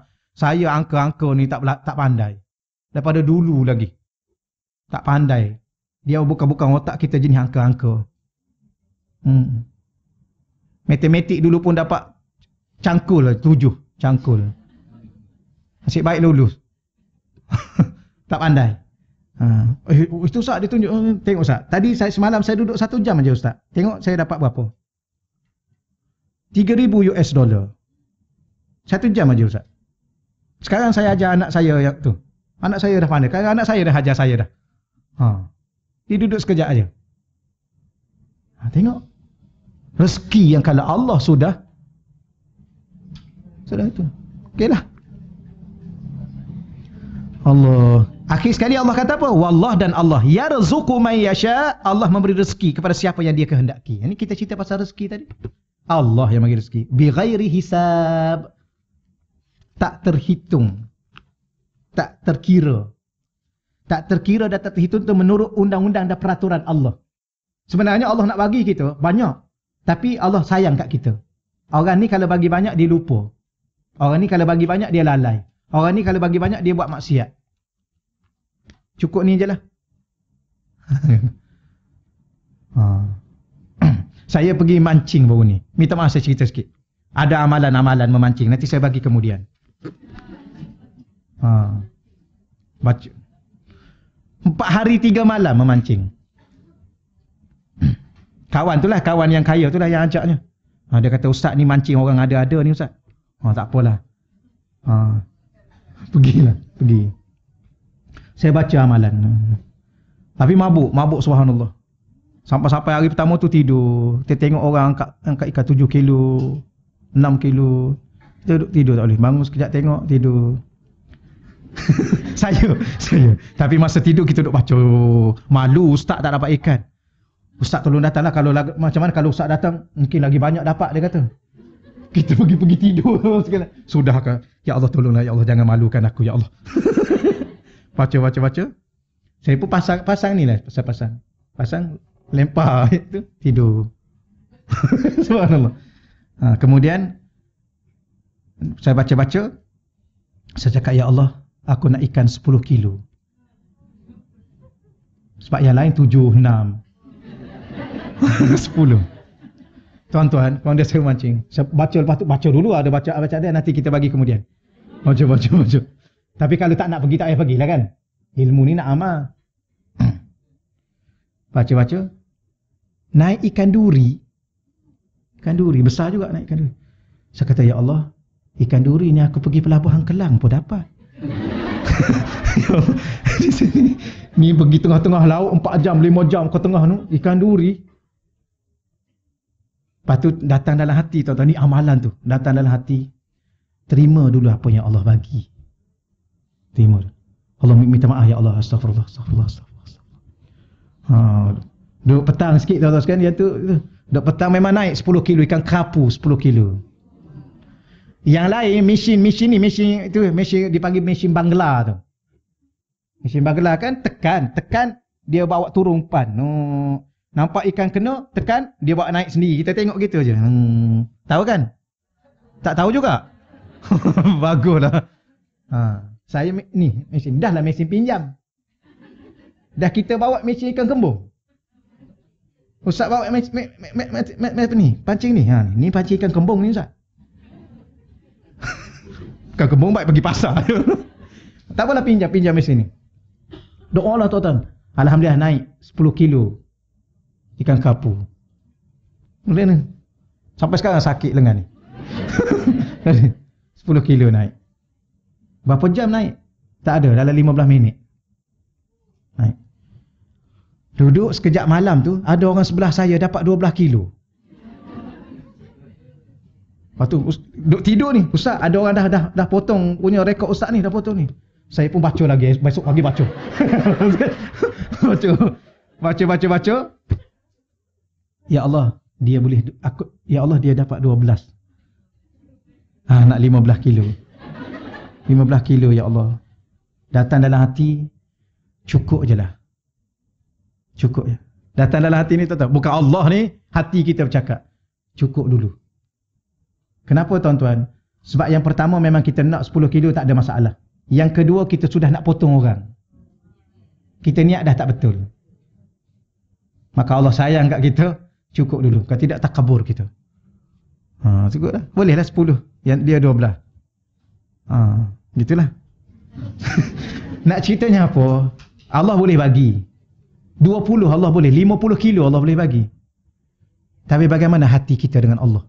Sebab kita dah baca ayat Quran ni. Kita baca ayat ni, doa ni, doa ni. Tuan-tuan, dulu pernah saya pergi ke satu tempat.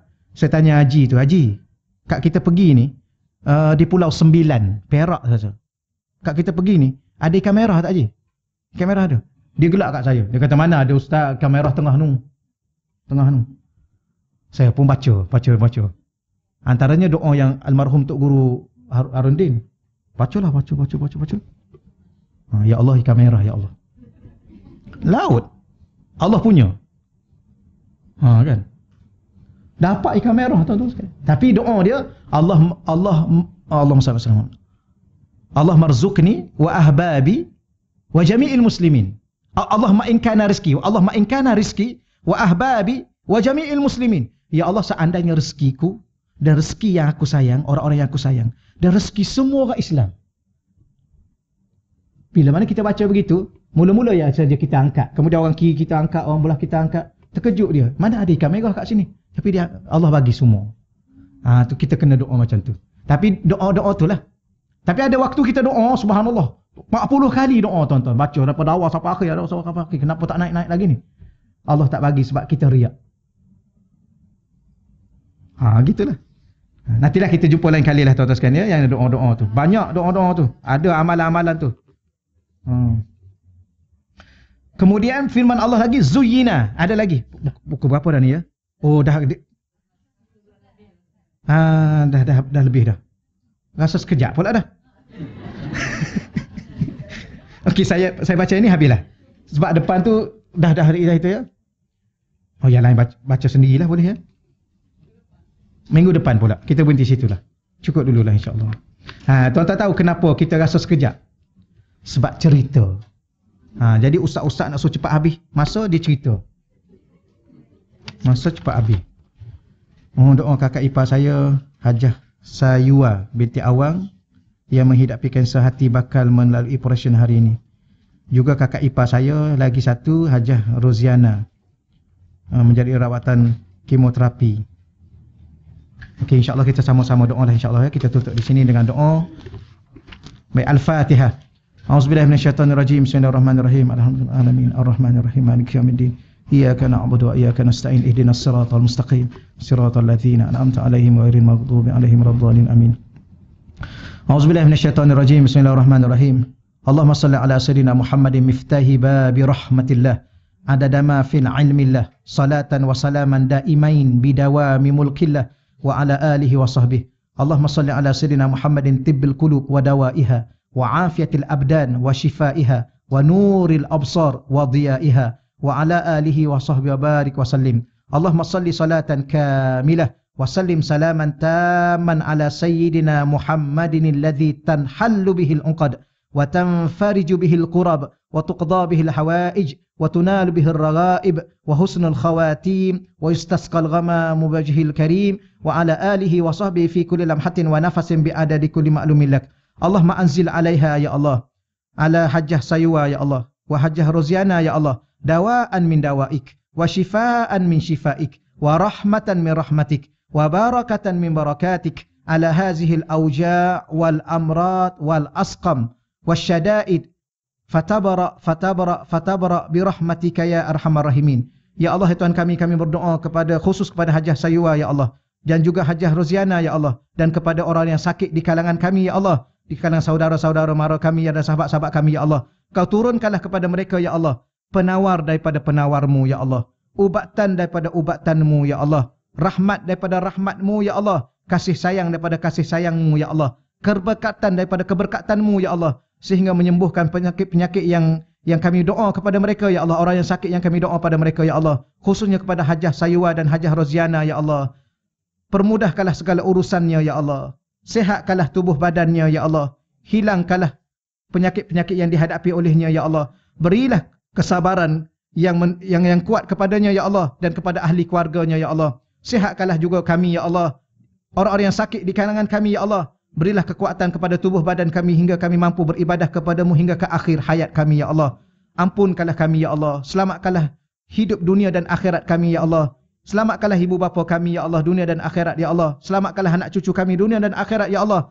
Rezekikanlah kepada kami seketul hati yang bertakwa kepadamu, ya Allah. Hati yang cinta dan rindu kepadamu, ya Allah. Engkau jagakanlah hati kami dengan rasa kebesaranmu, keagunganmu, ya Allah. Hidupkanlah kami dengan sunnah-sunnah Nabi-Mu, ya Allah. Jadikanlah kami umat kepada kekasih-Mu, ya Allah.